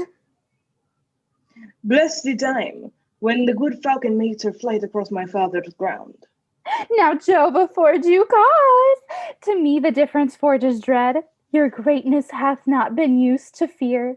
Even now I tremble to think your father by some accident should pass this way as you did. Oh, the fates! How would he look to see his work so noble vilely bound up? What would he say? Or how should I in these my borrowed flaunts behold the sternness of his presence? Approachable, nothing but jovial. The gods themselves humbled themselves to love, have taken shape of beast upon them. Jupiter became a bull, the bold green Neptune a ram. The blunt fire-drove god Apollo became a humble swine, as now the transformation will never be a piece of beauty so rare. Now wail chaste, since my desires run before my honor, and my lust non burn higher than my faith. Oh, but sir, your resolution cannot hold when 'tis oppressed, as it must be, by the power of the king. One of these two must be necessities, which then will speak that you must change this purpose, or I my life. My dearest Pertapodite, I can say words. With those focused thoughts, I pray in the darkness, not those of fear, or then my fear. Oh, not my father, I cannot be my own, nor anything else, to anything. Be then thinned. The most I am concerned, though destiny says no, be merry, gentle. Strength through thoughts as with anything. That behold you while your guests come, or celebrate the Neptune which we to swoon shall come. Oh, Lady Fortune, stand you auspicious. See the guest approach. Address yourself as enter the spirits, and let them read with Bertrand. Enter Shepherd, Clown, Mopsa, Dorcas, and others with Polixenes and Camillo disguised. Fie, daughter, when my old wife lived upon this day, she was both pantler, butler, cook, both dame and servant, welcomed all, served all, would sing her song and dance her turn, now here at upper end of the table, now I in the middle, on his shoulder and his, her face afire with labor, and the things she took to quench it, she would each one sip. You are retired, as if you were a feasted one, and not the hostess of the meeting. Pray you bid these unknown friends choose welcome, for it is a way to make us better friends, more known. Come, quench your blushes and present yourself, that which you are, mistress of the feast. Come on, and bid us welcome to your sheep shearing, as your good flock shall prosper. Sir, welcome. It is my father's will I should take on the hostessship of the day. You're welcome, sir. Give me those flowers here. Dorcas, reverend sirs, for you there's rosemary and rue. These keep seeming the savior all winter long. Grace and remembrance be to you both, and welcome to our shearing. Shepherdess, a fair one you are. Well, you fit our ages with flowers of winter. Sir, the year growing ancient, not yet on summer's death, nor the birth of trembling winter, the fairest flowers of the season are our carnations with streaked gillivores, which some call nature's bastards. Of that kind our rustic gardens barren, and I care not to get the slips of them. Wherefore, gentle maiden, do you neglect them? For I have heard it said, there is an art in which their piedness shares with great creating nature. Say there be, yet nature is made better by no mean, but nature makes that mean. So over that art which you say adds to nature is an art that nature makes. You see, sweet maid, we marry a gentler scion to the wildest stock, and make conceive a bark of baser kind, but bud of nobler race. This is an art which does mend nature, change it rather, but the art itself is nature. So it is. Then make your garden rich in gillivers, and do not call them bastards. I'll not put the dibble in earth to set one slip of them, no more than were I painted. I would wish this youth should say 'twere well, and only therefore desire to breed by me. Here's flowers for you, hot lavender, mints, savory, marjoram, the marigold that goes to bed with the sun, and with him rises weeping. These are flowers of middle summer, and I think they are given to men of middle age. You're very welcome. I should leave grazing were I of your flock, and only live by gazing. Out, alas! You'd be so lean that blasts of January would blow you through and through. Now, my fairest friend, I would I had some flowers of the spring might become your time of day, and yours, that wear upon your virgin branches yet your maiden heads growing.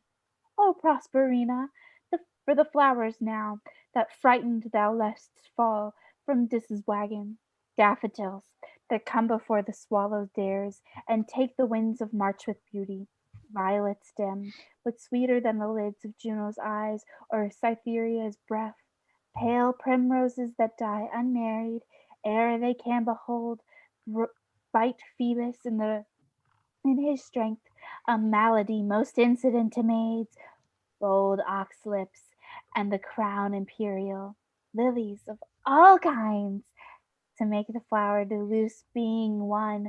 Oh, these I lack to make you garlands of, and my sweet friend to strew him o'er and o'er. What, like a court? No, like a bank for love to lie and play on, not like a course, or if not to be buried, but quick and in mine arms. Come, take your flowers. Methinks I play as I have seen them do in Whiston pastorals. Sure, this robe of mine does change my disposition. What you do still better what is done. When you speak sweet, I have had you do forever. When you sing, I have bite you and sell. So give arms to pray. So, and the authors of your affairs to sing to them. When you dance, I wish to wave as the oceans, that you might do ever and do nothing but that. Move still so you own nothing of ferment words. Each you do a single, each particular crown. What do you do in the present deed that you are acting of the queen? Oh, Doricles, your praises are too large, but that your youth and the true blood which peepeth fairly thought, do plainly give you out an unstained shepherd. With wisdom I might fear, my Doricles. You wooed me the false way. I think you have little skill to fear, as I pursued, to put you to, because I come to our dance. I pray your hand, my Persephone, to turn a pair that never becomes apart. I'll swear for him. This is the prettiest low-born lass that ever ran on the green sword. Nothing she does or seems but smacks of something greater than herself, too noble for this place. He tells her something, that makes her blood look out. Good sooth, she is the queen of curds and cream. Come, strike up! Mopsa must be your mistress, Mary, garlic, to mend her kissing with.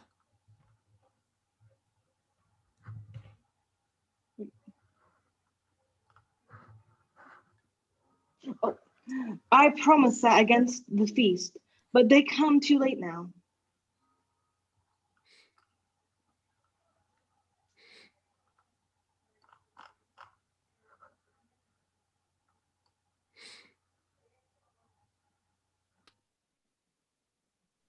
What do we got going on? What? Where are we? I lost. I just read the Dorcas line. Who's Mopsa? I'm Mopso. I just read my line. Oh, sorry. Go again. Okay. Okay. Fuck, where am I? Say now in good time. Yeah, that's it. There we go. Okay. I promised them against the wait, where? No, you just say now in good time. Now in good time. There we go. I'm bad. Not a word, a word. We stand upon our manners. Come, strike up. Music. Here a dance of shepherds and shepherdesses. Pray, good shepherd, what fair swain is this? Which dances with your daughter? They call him Doricles, and boasts himself to have a worthy feeding, but I have it upon his own report, and I believe it.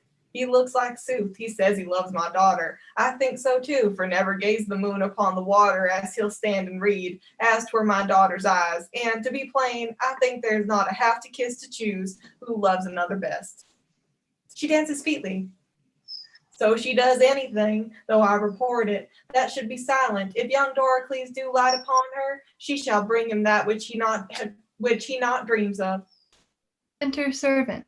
Oh, master, if you did but hear the peddler at the door, you would never dance again after a tabor and pipe. No, the bagpipe could not move you. He sings several tunes faster than you'll tell money.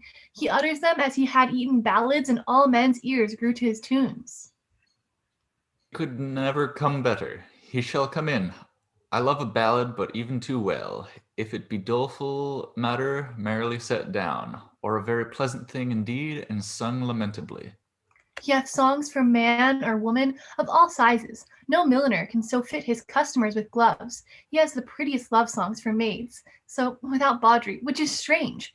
With such delicate burdens of dildos and fadings, jump her and thump her, and were some stretch-mouthed rascal would, as it were, mean mischief and break a foul gap into the matter, he makes the maid to answer, "Whoop, do me no harm, good man," puts him off, slights him with, "Whoop, do me no harm, good man." This is a brave fellow. Believe me, thou talkest of an admirable conceited fellow.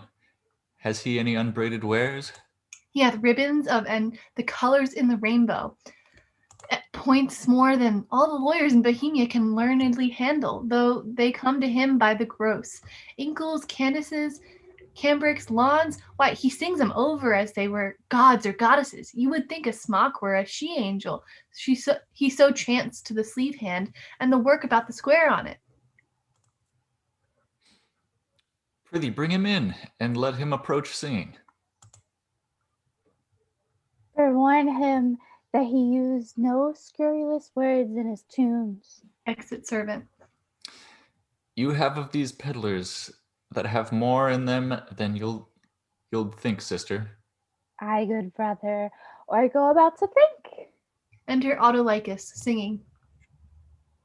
Lawn as white as driven snow, cypress black as there was crow, gloves as sweet as damask roses, masks for faces and for noses. Mask up, buds. Bugle bracelet, necklace amber, perfumed for a lady's chamber, golden cliffs and stomachers for my lads to give their dears. Pins and poking sticks of steel, what maids lack from head to heel. Come buy of me, come buy, buy lads or else your lasses cry, come buy. If I were not in love with Mopsa, thou shouldst take no money of me. But being enthralled as I am, it will also be the bondage of certain ribbons and gloves. I was promised them against the fierce, but they come too late now. He hath promised you more than that, or there be liars.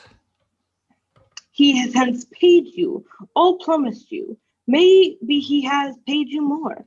Which will you shame to give him again? Is there no manners left among maids? Will they wear these jackets where they should bare their faces? Is there not milking time when you are going to bed or kiln hole to whistle off these secrets? But you must be tittle-tattling before all our guests? 'Tis well they are whispering, clamor your tongues, and not a word more. I have done. Come, you promised towel lace and a pair of sweet gloves. Have I not told thee how I was cozened by the way and lost all my money?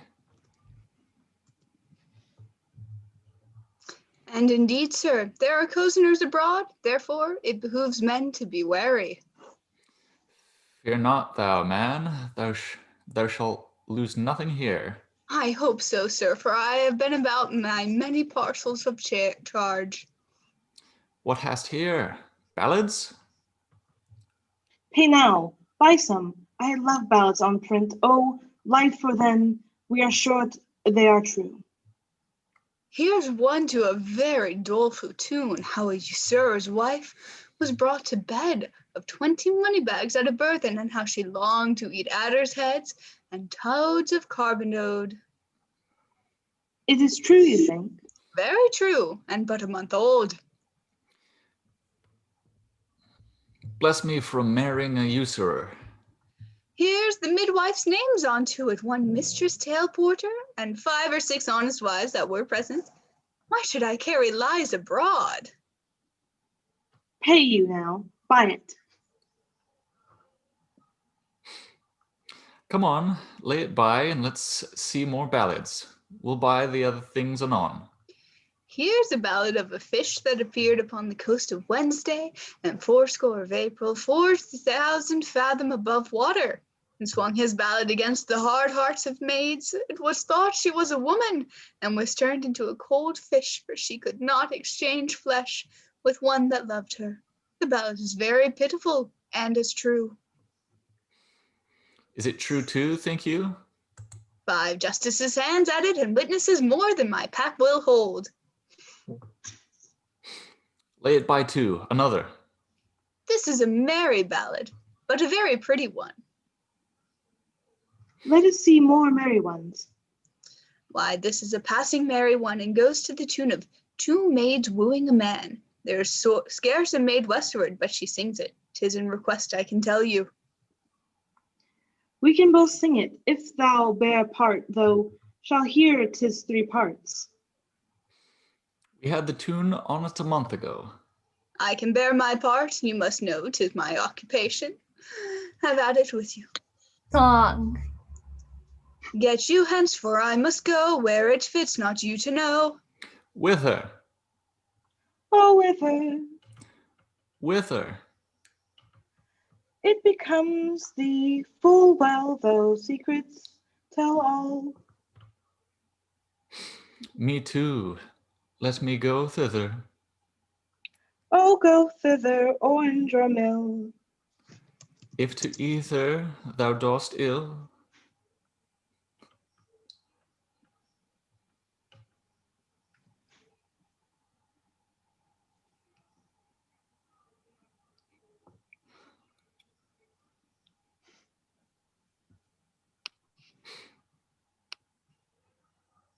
Percy. Autolycus. Is it? Whatever. Neither. what, neither? Neither. Thou hast sworn my love to be. Those have sworn it more to me than whether ghosts say whether. We'll have this song but anon by ourselves. My father and the gentlemen are in sad talk, and will not trouble them. Come, bring away thy pack after me. Wenches, I'll buy for you both. Peddler, let's have the first choice. Follow me, girls. Exit with Dorcas and Mopsa. and you shall pay well for 'em. Follows Wi- singing. Will you buy any tape or lace for your cape? My dainty duck, my deara. Any silk, any thread, any toys for your head of the newest and finest wearer. Come to the peddler, money's the meddler, that doth utter all men's wearer. Exit. Re-enter servant. Master, there is 3 carters, 3 shepherds, 3 neatherds, 3 swineherds that have made themselves all men of hair. They call themselves saltiers, and they have a dance with which the wenches say is a gallimalfrey of gambles, because they are not in it. But they themselves are of the mind, if it be not too rough for some that know little but bowling, it will please plentifully. Away, we'll none on it. Here has been too much homely foolery already. I know, sir, we weary you. You weary those that refresh us. Pray, let's see those four threes of herdsmen. One 3 of them, by their own report, sir, hath danced before the king, and not the worst of the 3, but jumps 12 foot and a half by the squire. Leave your prating. Since these good men are pleased, let them come in, but quickly now. Why, they stay at the door, sir. Exit. Here a dance of 12 satyrs. Oh, father, you'll know more of that hereafter. Is it not too far gone? 'Tis time to part them. He's simple and tells much. How now, fair shepherd? Your heart is full of something that does take your mind from feasting. Sooth, when I was young and handed love as you do, I was wont to load my she with knacks. I would have ransacked the peddler's silken treasury and have poured it to her acceptance. You have let him go, and nothing marred with him. If your last interpretation should abuse and call this your lack of love or bounty, you were strained for a reply, at least if you make a care of happy holding her.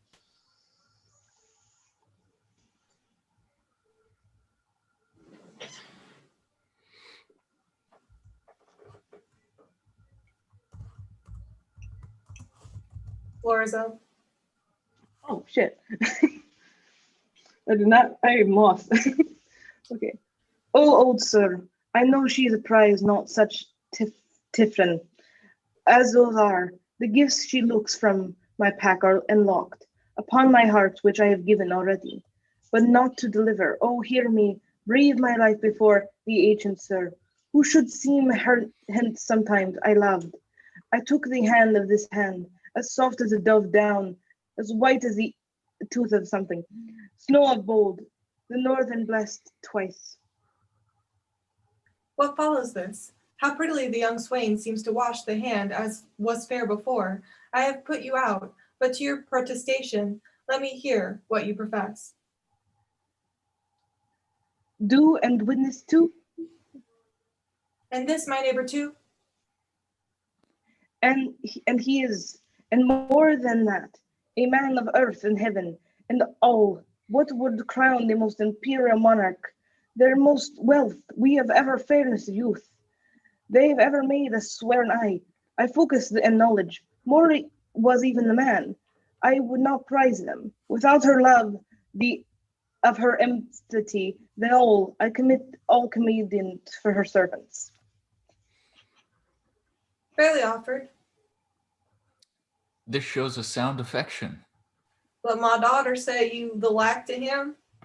I cannot speak so well, nothing so well, no, nor mean better, but the pattern of mine own thoughts I cut out the purity of his. Take hands, a bargain. In friends unknown, you shall bear witness to it. I give my daughter to him, and will make her portion equal his. Oh, that must be, I value your daughter.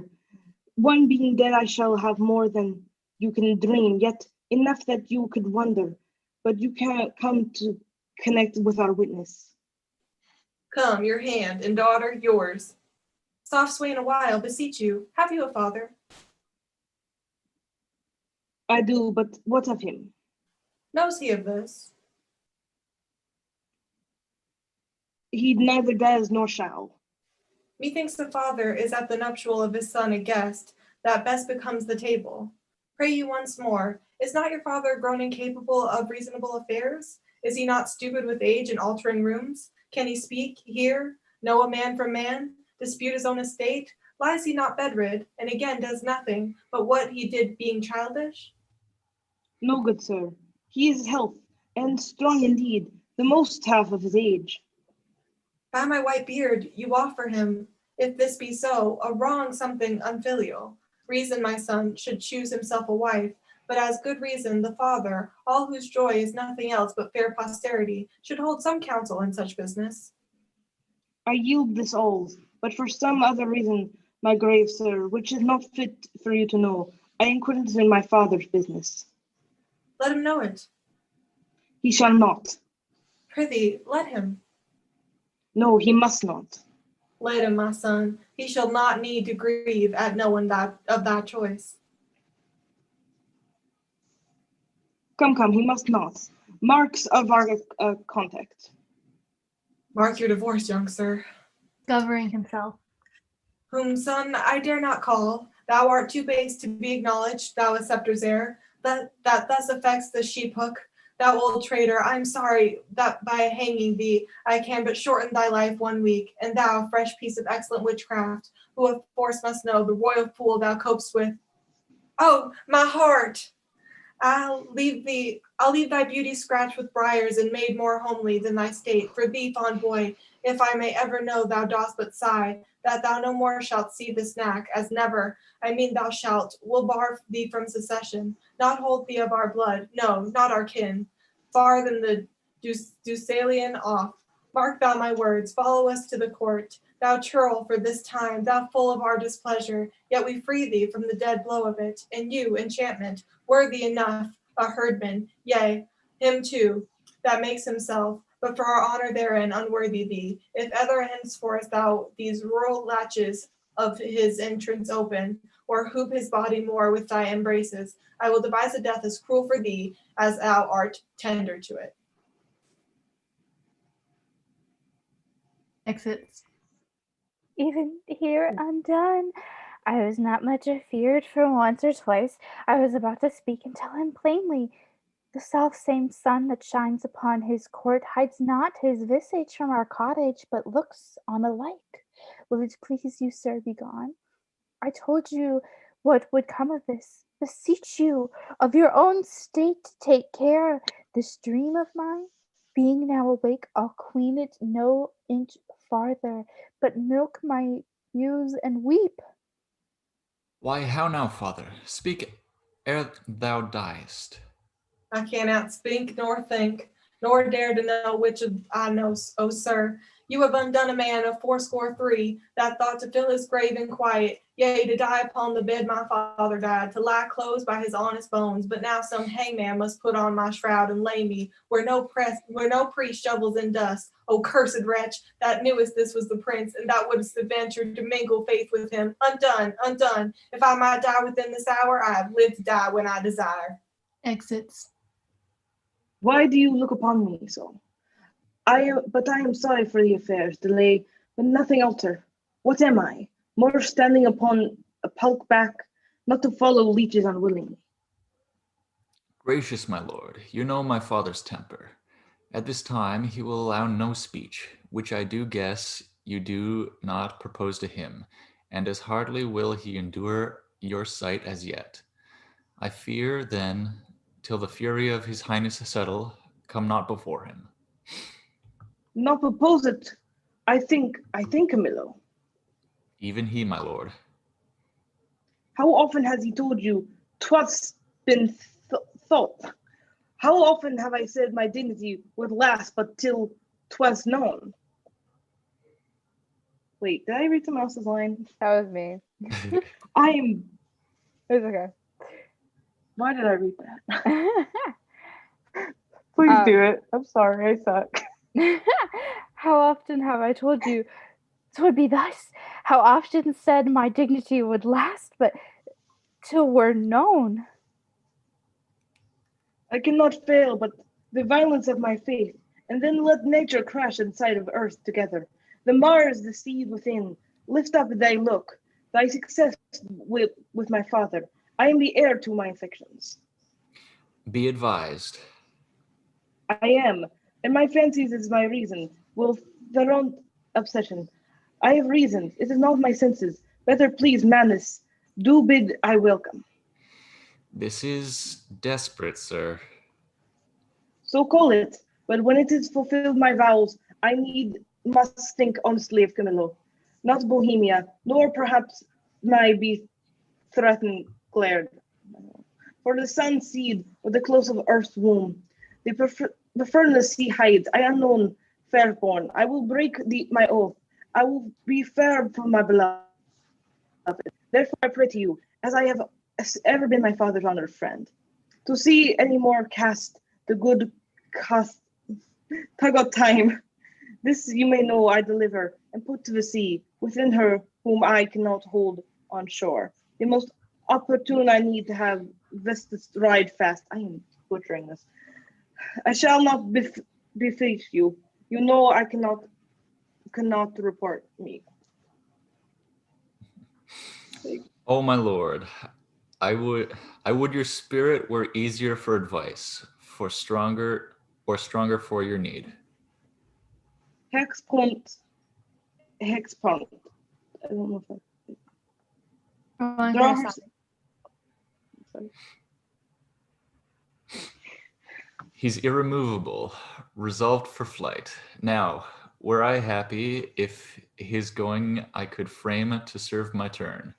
Save him from danger, do him love and honor, purchase the sight again of dear Cecilia, and that unhappy king, my master, whom I so much thirst to see. Now, good Camillo, I fret with curiosity of business, that I leave our ceremony. Sir, I think you have heard of my poor services in the love that I have borne your father. Very noble. Have you desired it, my father's music? Speak of your deeds, no little of his care, have reclaimed thought on. Well, my lord, if you may please to think, I love the king, and through him what is nearest to him, which is your gracious self, embrace but my direction. If your more ponderous and unsettled project may suffer alteration, on mine honor, I'll point you where you shall have such receiving as shall become your highness, where you may enjoy your mistress. From the whom I see there's no disjunction to be made, but by, as heavens forfend, your ruin, marry her. And with my best endeavors in your absence, your discontented father strive to qualify and bring him up to liking. How, Camillo? May this be a miracle be done. May I call this something more man than I have ever trusted thee. Have you thought on a place whereto you'll go? No, not any yet. But there's unthought of ancient, the guilt of what a wild soul we profess ourselves to be, the slaves of chance and flight, of ever wind blows.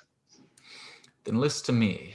This follows, if you will not change your purpose, but undergo this flight, make for Sicilia, and there present yourselves and your fair princess, for so I see she must be for Leontes. She shall be habited as it becomes the partner of your bed. Methinks I see Leontes opening his free arms and weeping his welcomes forth.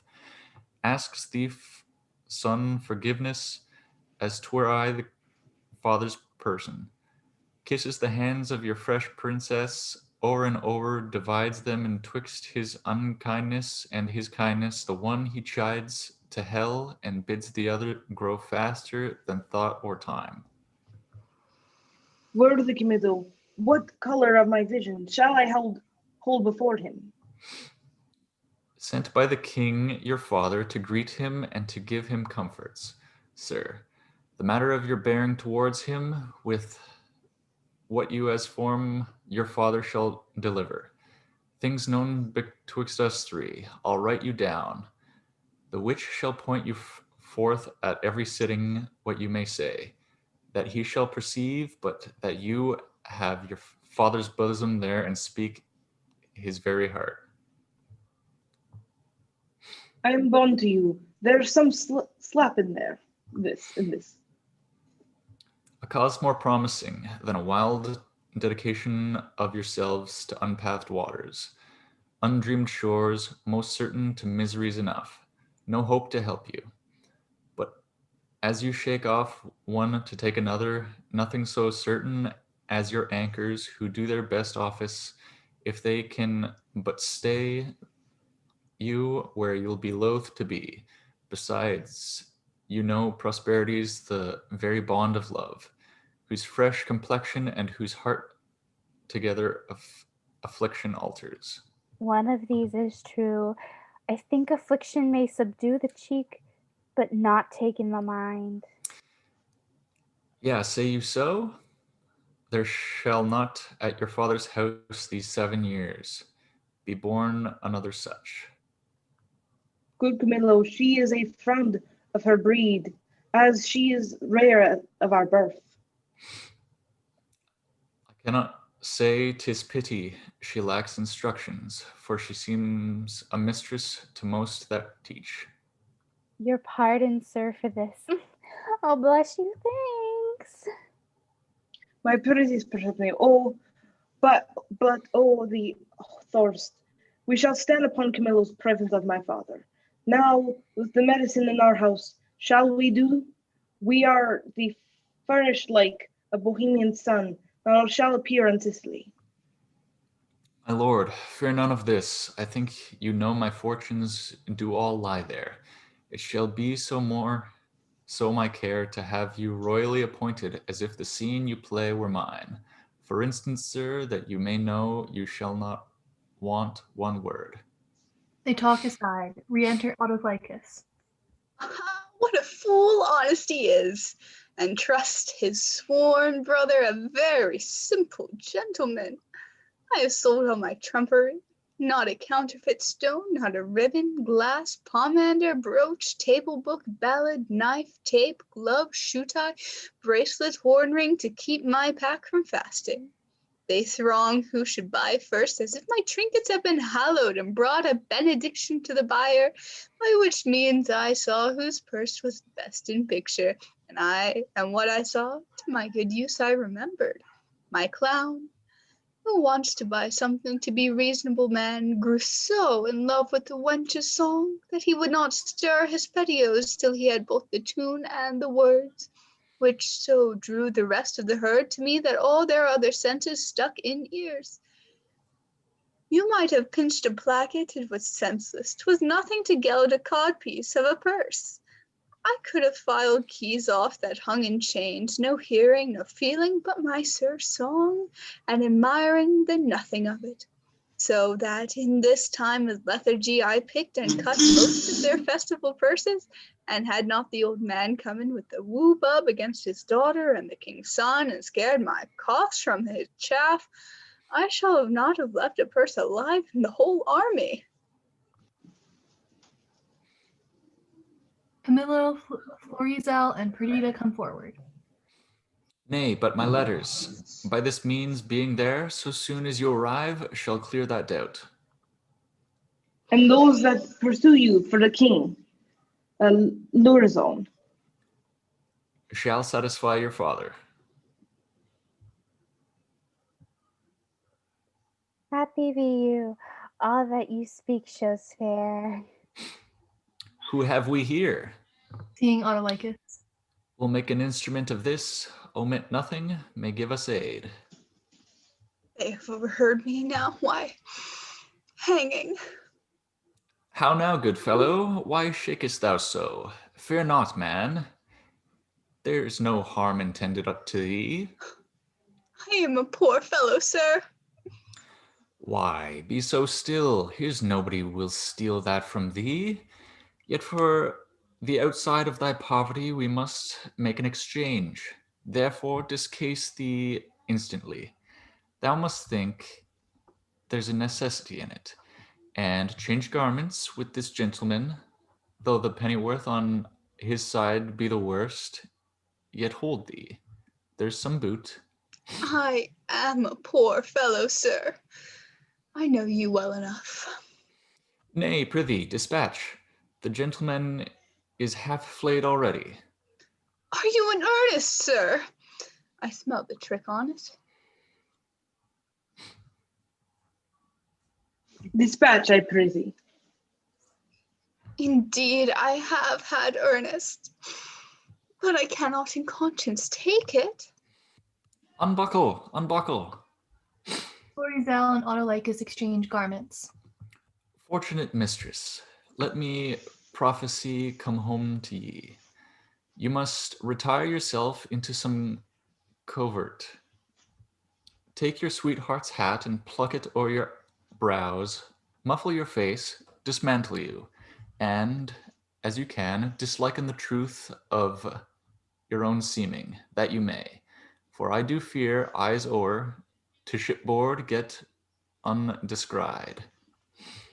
I see the play so lies that I must bear a part. No remedy. Have you done there? Should I now meet your father? Would he call me son? Nay, you shall have no hat. Giving it to Perdita. Come, lady, come. Farewell, my friend. Adieu, sir. Oh, Perdita, we have twins forgot to pay a word.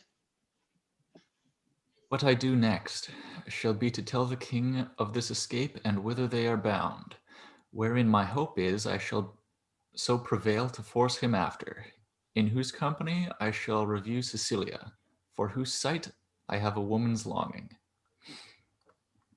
Force speed us, thus set us, Camillo, to the seaside. The swifter speed, the better. Exit Florizel, Perdita, and Camillo. I understand the business, I hear it. To have an open ear, a quick eye, and a nimble hand is necessary for a cut purse. A good nose is requisite also to smell out work for other senses. I see this is time that the unjust man doth thrive. What an exchange this has been without boot. What a boot is here with this exchange. Sure, the gods do this year connive at us, and we may do anything extempore. The prince himself is about a piece of iniquity, stealing away from his father with his clog at his heels. If I thought it were a piece of honesty to acquaint the king withal, I would not do it. I hold it the more knavery to conceal it, and therein I am constant to my profession. Re-enter Crown and Son. Aside, here is more matter for a hot brain. Every lane's end, every shop, church, session, hanging yields a careful man's work. See, what a man you are now. There is no other way but to tell the king she's a changeling and none of your flesh and blood. Nay, but hear me. Nay, but hear me. Go to then. She, being none of your flesh and blood blood has not offended the king, and so your flesh and blood is not to be punished by him. Show those things you found about her, those secret things, all but what she has with her. This being done, let the law go whistle, I warrant you. I will tell the king all, every word, yea, and his son's pranks too, who I may say is no honest man, neither to his father nor to me, to go about to make me the king's brother-in-law. Indeed, brother-in-law was the farthest off you could have been to him, and then your blood has been the dearer by I know how much an ounce.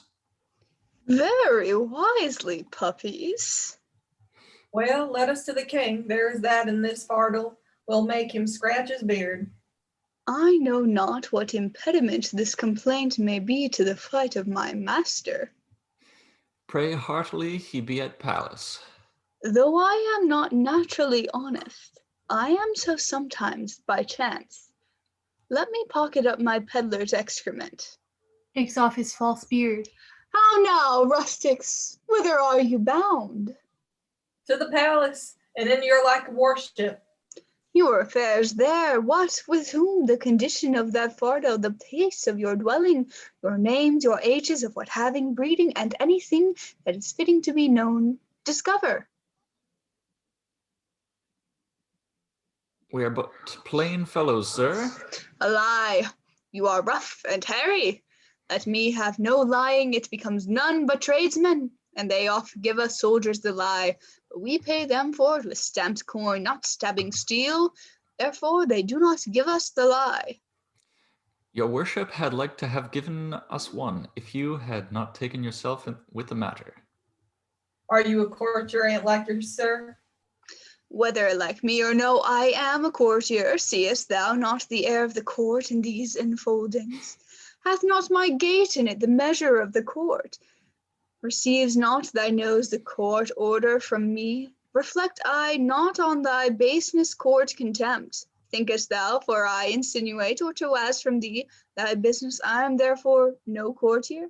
I am courtier, Capape, I am one that will either push on or pluck back thy business there. Whereupon I command thee to open thy affair. My business is to the king. What advocate hast thou to him? I know not, Aunt like you. Advocates the court word like for a pheasant. Say you have none. None, sir. I have no pheasant, cock, nor hen. How blessed are we that not simple men. Yet nature might have made me as these are, for therefore I will not disdain. This cannot be but a great courtier. His garments are rich, but he wears them not handsomely. He seems to be more noble in being fantastical. A great man, I'll warrant. I know by the picking on's teeth. The fardel there? What's in the fardel? Wherefore that box? Sir, there lie such secrets in his fardel and box, which none must know but the king, and which he shall know within this hour, if I may come to the speech of him. Age, thou hast lost thy labor. Why, sir? The king is not at the palace. He is gone abroad for a new ship to purge melancholy and air himself. For if thou beest capable of things serious, thou must know the king is full of grief. So 'tis said, sir, about his son, that should have married a shepherd's daughter. If that shepherd be not in hand fast, let him fly. The curses he shall have, the tortures he shall feel, will break the back of man, the heart of monster. Think you so, sir? Not he alone shall suffer the wit that can make heavy and vengeance bitter, but those are germane to him, though removed 50 times, shall come under the hangsman, which though it be great pity, yet it is necessary. An odd sheep-whistling rogue, a ram tender, to offer to have his daughter come into grace. Some say he shall be stoned, but that death is too soft for him. Say, I draw our throne to a sheepcote. All deaths are too few, the sharpest too easy. Has the old man ever a son, sir? Do you hear? And like you, sir. He has a son, who shall be flayed alive then, anointed over with honey, set on the head of a wasp nest, then stand till the 3/4 of the dram head and recovered again with aquavitae or some other hot infusion. Then raw as he is, and the hottest day of prognostication proclaimed shall be set against a brick wall, the sun looking with a southward eye upon him, where he is to be hold with him with flies blown to death. But what talk we of these traitorly rascals, whose miseries are to be smiled at, their offences so capital? Tell me, for you seem to be honest plain men, what you have to be king, being something gently considered, I'll bring you where he is aboard. Tender your persons to his presence, whisper him in your behalfs, and if it be in man besides the king to effect your suits, here is man shall do it. He seems to be of great authority. Close with him. Give him gold, and though authority be stubborn bare, yet he is oft led by the nose with gold. Show the side of you the purse to the outside of his hand, and no more ado. Remember stoned and flayed alive. And it please you, sir, to undertake the business for us. Here is that gold I have. I'll match it as much more, and leave this young man in pawn till I bring it you. After I have done what I promised. Aye, sir. Well, give me the moiety. Are you a party in this business? In some sort, sir, but though my case be a pitiful one, I hope I shall not be flayed out of it. Oh, that's the case of the shepherd's son. Hang him. He'll be made an example. Comfort, good comfort. We must to the king and show our strange sights. He must know 'tis none of your daughter nor my sister. We are gone else. Sir, I will give you as much as this old man does when the business is performed. and remain, as he says, your pawn till it be brought to you. I will trust you. Walk before toward the seaside. Go on the right hand. I will look upon the hedge and follow you. We are blessed in this man, as I may say, even blessed. That's before, as he bids us, he was provided to do us good. Exeunt shepherd and clown. If I had mind to be honest, I see fortune would not suffer me. She drops booties in my mouth. I am courted now with double occasion, gold and a means to do the prince my master good, which who knows how that may turn back to my advancement. I will bring these two moles, these blind ones, aboard him, if he think it fit to shore them again, and that complaint they have to the king concerns him nothing. Let him call me rogue for being so far officious, for I am proof against that title, and what shame else belongs to it. To him I will present them. There may be matter in it. Exit Act 5, Scene 1, a room in Leontes' palace. Enter Leontes, Cleomenes, Dion, Paulina, and servants.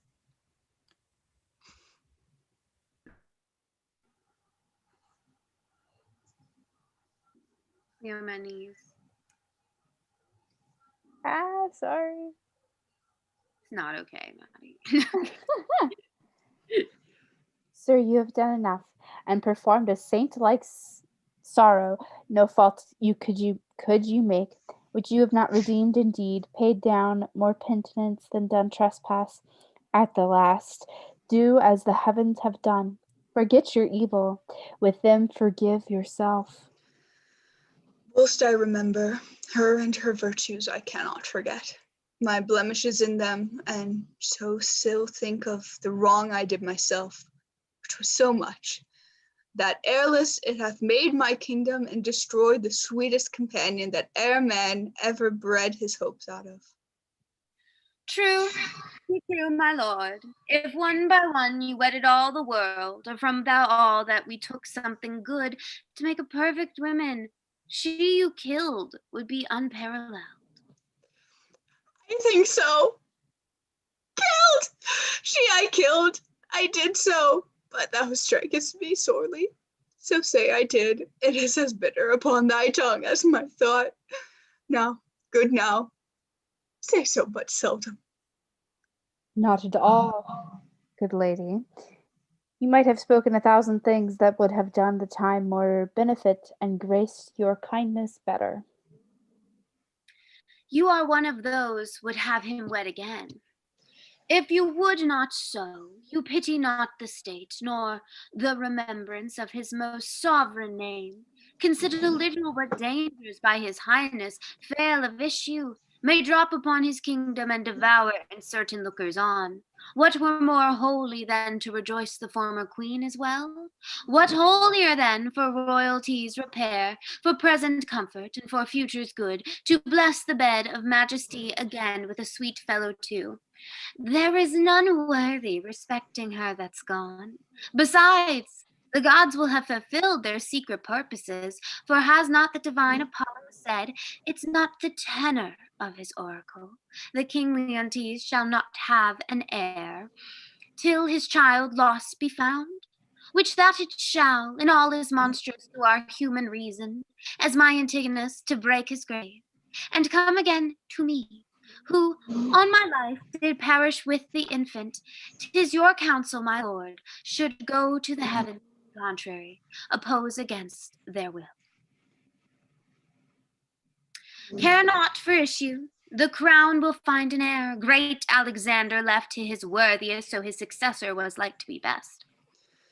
Good Paulina, who has the memory of Hermione, I know, in honor of that ever I had squared me to thy counsel then, even now, I might have looked upon the queen's full eyes, have taken treasure from her lips. And left more rich for what they yielded. Thou speakest truth. No more such wives, therefore no wife, no worse and better used will make her sainted spirit again possess her corpse. And on this stage, where we're offenders now, appear soul vexed and begin, Why to me?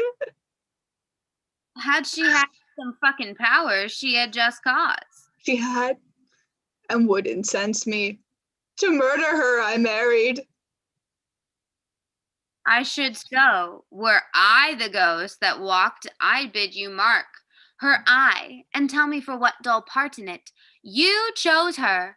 Then I'd shriek, that even your ears should rift to hear me, and the words that followed should be, remember mine, bitch. Stars, stars, and all eyes, else dead coals.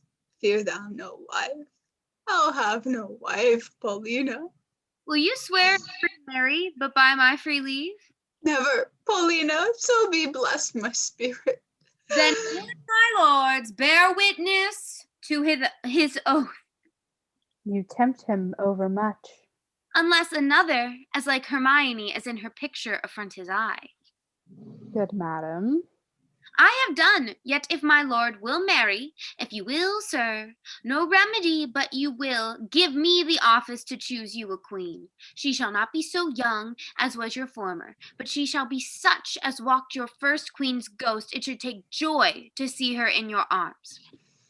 My true Paulina, we shall not marry till thou biddest us. That shall be when your first queen's again in breath, never till then. A gentleman.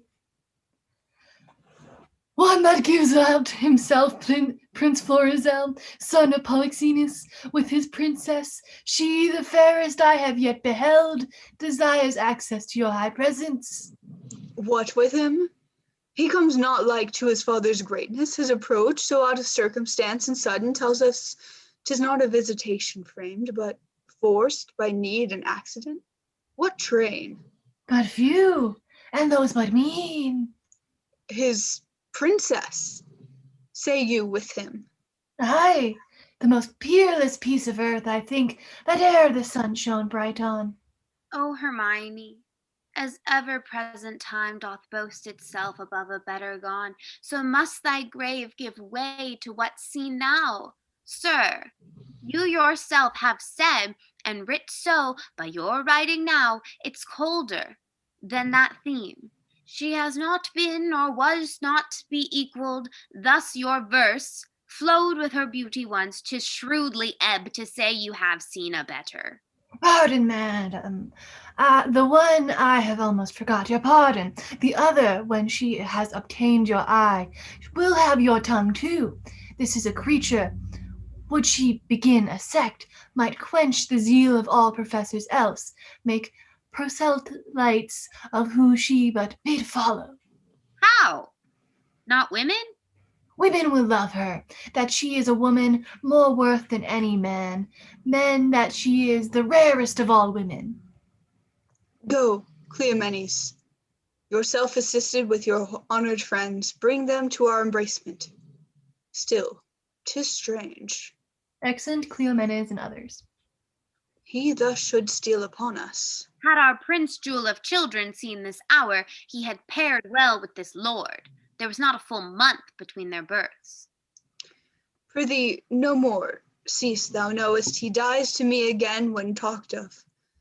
Sure, when I shall see this gentleman, thy speeches will bring me to consider that which may unfurnish me of reason. They are come. Re-enter Cleomenes and others, with Florizel and Perdita. Your mother was most true to wedlock, Prince, for she did print your royal father off, conceiving you. Were I but 21, your father's image is so hid in you, his very heir, that I should call you brother, as I did him, and speak of something wildly by us performed before. Most dearly welcome, and your fair princess. Goddess! Oh, alas, I lost a couple that twixt heaven and earth might thus have stood begetting wonder, as you, gracious couple, do, and then I lost all my own folly, the society, amity too of your brave father, whom, though bearing misery, I desire my life once more to look on him. By his command, I have here touched Sicily, for him to give you grace of the king, as friend, I can send his brother. I can and but infirm which waits upon woman's time, hence time sighs. Here's wish abilities to have himself, the land, the waters, twixt to your throne, his melody upon whom he loves. He brands me say, more than a separate those bear to them to live. Oh, my brother, good gentleman, the wrongs I have done thee stir afresh within me, and these thy offices so rarely kind are as interpreters of my behindhand slackness. Welcome hither, as is the spring to the earth, and hath he to expose this paragon of the fearful usage, at least ungentle, of the dreadful Neptune, to greet a man not worth her pains, much less the adventure of her person. Good lord, my good lord, she comes from Libya. Where the warlike Smalls, a noble warrior lord, is feared and loved. Most royal, sir. Defends that from whom his daughter, he tears proclaims. He is pretending that there's issues and southern winds. Friend has come across to exchange fathers to give me. From a visit of your highness, my best trained, I am from Sicily, the shorest the mist of Bohemia's Bisang. And my arrival of my wife is safe here, where you are. The blessed gods purge all infection from our air whilst you do climate here. You have a holy father, a graceful gentleman, against whose person, so sacred as it is, I have done sin, for which the heavens, taking angry note, have left me issueless. And your father's blessed, as from heaven merited, with you, worthy of his goodness. What might I have been? Might I a son and a daughter now have looked on such godly things as you? Enter a lord.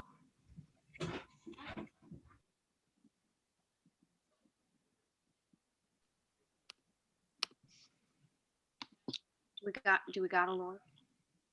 I've I'll be lord. Camillo, sir, I spake with him.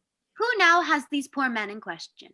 Never saw I wretches so quake. They kneel, they kiss the earth, forswear themselves as often as they speak. Bohemia stops his ears and threatens them with divers deaths and death.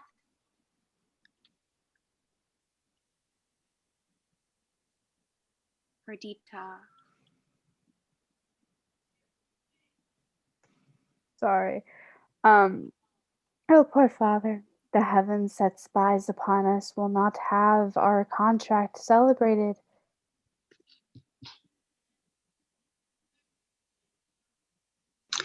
You are married? Wait. Your line. Oh. Camillo has betrayed me, whose honor who till now endured the weather. No, you say she is when she is my wife. Where is it? That's okay. Percy, just say your line. Wait, no, we skipped lines. Where'd we skip?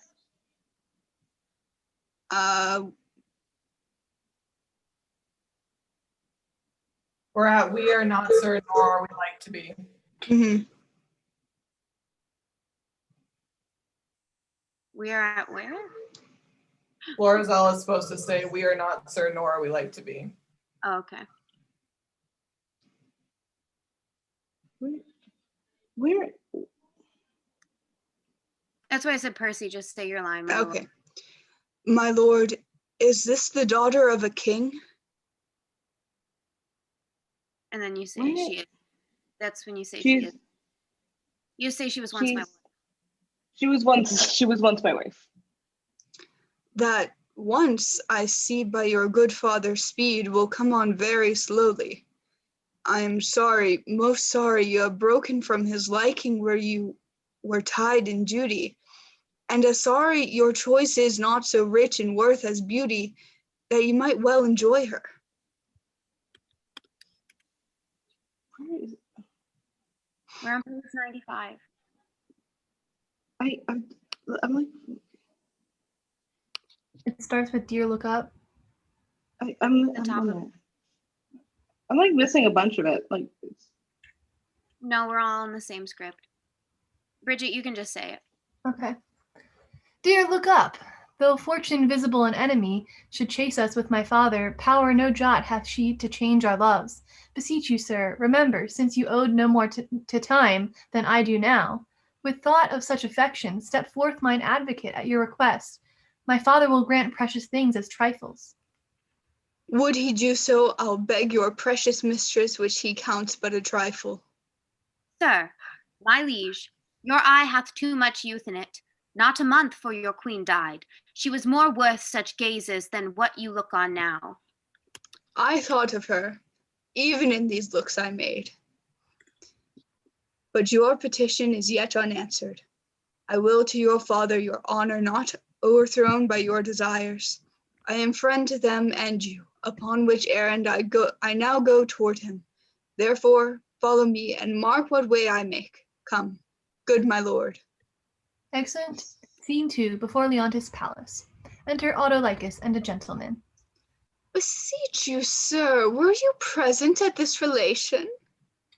I was, by at the opening of the far dell, heard the old shepherd deliver the manner how he found it, whereupon after a little amazedness we were all commanded out of the chamber. Only this methought I heard the shepherd say, he found the child. I would most gladly know the issue of it. I make a broken delivery of the business, but the changes I perceived in the king and Camillo were very notes of admiration. They seemed almost, with staring on one another, to tear the cases of their eyes. There was speech in their dumbness, language in their very gesture. They looked as they had heard of a world ransomed or one destroyed.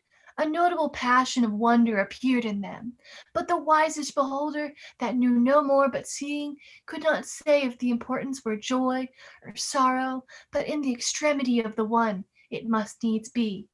Enter another gentleman. Here comes a gentleman that happily knows more. The news, Rogero? Nothing but bonfires. The oracle is fulfilled. The king's daughter is found. Such a deal of wonder is broken out within this hour that ballad makers cannot be able to express it. Enter a third gentleman. Here come the lady Paulina's steward. He can deliver you more. How goes it now, sir? This news, which is called true, is so like an old tale that the verity of it is in strong suspicion. Has the king found his heir? Most true, if ever truth were pregnant by circumstance. That when you hear, you'll swear, you see, there is such unity in the proofs. The mantle of Queen Hermione's, her jewel about the neck of it, the letters of Antigonus found with it, which they knew to be his character, the majesty of the creature in resemblance to the mother, the affection of noblesse, the nature shows above her breeding, and many other evidences proclaim her with all certainty to be the king's daughter. Did you see the meeting of the two kings? No. Then you have lost a sight. Which has been seen cannot be spoken of. The might you have beheld, one joy crown another, show in such a manner that it seemed sorrow wept to take the lead of them, for their joy wavered in tears. There was casting up of eyes, holding of hands, the countenances of such distraction that were known by garments, not by favor. Our king ready to leap out of himself for joy for his found daughter. As if that joy were now become a loss, cries, "Oh, thy mother, thy mother!" Then asks Bohemia forgiveness, then embraces his son-in-law, then again worries his daughter with clipping her. Now he thanks the old shepherd, which stands by like weather-bitten conduit of many kings' range. I never heard of such another encounter, which names report to follow it, and none does description of it. What, pray you, became of Antigonus that carried hence the child? Like an old tale, which will have matter to rehearse. Through credit, be asleep, and not an ear open, he was torn to pieces with a bear. His vouch is the shepherd's son, who is not only thus innocent, which seems much to justify him, but a handkerchief, and rings of his that Paulina knows. What became of his boss and his followers?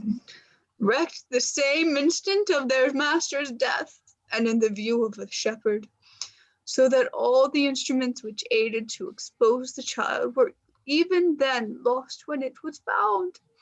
But oh, the noble combat that twixt joy and sorrow was fought in Paulina. She had one eye declined for loss of her husband, another elevated from the oracle that was filled. She lifted the princess from the earth, and so locked her embracing, as if she would pin her to her heart, and she might no more be in danger of losing.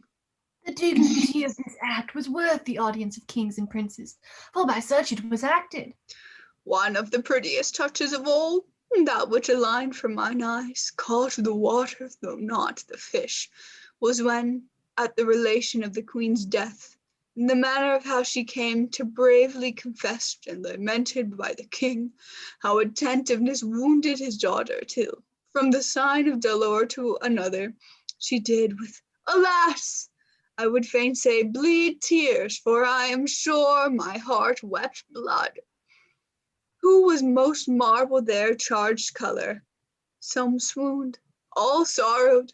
If all the world could have seen it, the woe had been universal. Are they returned to the court? No. The princess, hearing of her mother's statue, which is in the keeping of Paulina, a piece many years in doing, and now newly performed by that rare Italian master, Julio Romano, who, had he himself eternity, and could put breath into the work, would beguile nature of her custom so perfectly he is her ape. He so near to Hermione hath done Hermione that they say one would speak to her and stand in hope of answer. Thither, with all greediness of affection, they are gone, and they intend to sup. I thought she had some great matter there in hand, for she hath privately twice or thrice a day, ever since the death of Hermione, visited that removed house. Shall we thither, and with our company piece the rejoicing? Who would be thence that has the benefit of access? Every wink of an eye some new grace will be born. Our absence makes us unthrifty to our knowledge. Let's along, excellent gentlemen. Now I had not the dash of my former life in me would preferment drop on my head. I brought the old man and his son aboard to the prince, told him that I heard them talk of fardel and know not what, but at the time overfond of the shepherd's daughter.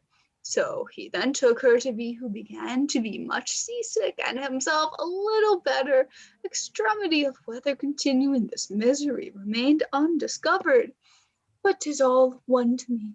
For had I been the finder of this secret, it would not have relished among my other discredits. Enter shepherd and clown. Here come those I have done so good to against my will, and already appearing in the blossoms of their fortune. Come, boy, I am past more children, but thy sons and daughters will be all gentlemen born. You are well met, sir. You denied to fight me with this other day because I was no gentleman born. See you these clothes? Say you see them not, and think me still no gentleman born? You were best to say these robes are not gentleman born? Give me the lie. Do, and try whether I am not now a gentleman born. I know you are now, sir, a gentleman born. Aye, and have been so any time these 4 hours. And so have I, boy. So you have, but I was a gentleman born before my father, for the king's son took me by the hand and called me brother. And then the 2 kings called my father brother, and then the prince my brother, and the princess my sister called my father father. And so we wept, and there was the first gentleman-like tears that ever were shed. We may live, son, to shed many more. Aye, or else 'twere hard luck, being in so preposterous a state as we are. I humbly beseech you, sir, to pardon me all the faults I have committed against your worship, and to give me your good report to the prince my master. Prithee, son, do, for we must be gentle. Now we are gentlemen. Thou wilt amend thy life. I, and it like your good worship. Give me thy hand. I will swear to the prince thou art an honest and true fellow as any in Bohemia. You may say it, but not swear it. Not swear it. Now I am a gentleman. Let boors and franklins say it. I'll swear it. How, if it be false, son? If it be never so false, a true gentleman may swear it in the behalf of his friend, and I'll swear to the prince thou art a tall fellow of thy hands, and that thou wilt not be drunk. But I know thou art no tall fellow of thy hands, and that thou wilt be drunk. But I'll swear it, and thou wouldst be a tall fellow of thy hands. I will prove it so, sir, to my power. Aye, by any means prove a tall fellow. If I do not wonder how thou darest venture to be drunk, not being a tall fellow, trust me not. Hark, the kings and the princes, our kindred, are going to see the queen's picture. Come, follow us. We'll be thy good masters. Excellent. Scene 3, a chapel in Paulina's house. Enter Leontes, Polixenes, Florizel, Perdita, Camillo, Paulina, lords, and attendants. O grave and good Paulina, the great comfort that I have had of thee. What sovereign, sir? I did not well, I meant well. All my services you did have paid home, but what you have vouchsafed with your crowned brother and these your contracted heirs of your kingdoms, my poor house to visit, it is a surplus of your grace which never my life has to swear. Oh, Paulina, we honor you with trouble, but we came to see the statue of our queen. Your gallery have we passed through, not without much content, in many singularities, but we saw not that which my daughter came to look upon, the statue of her mother.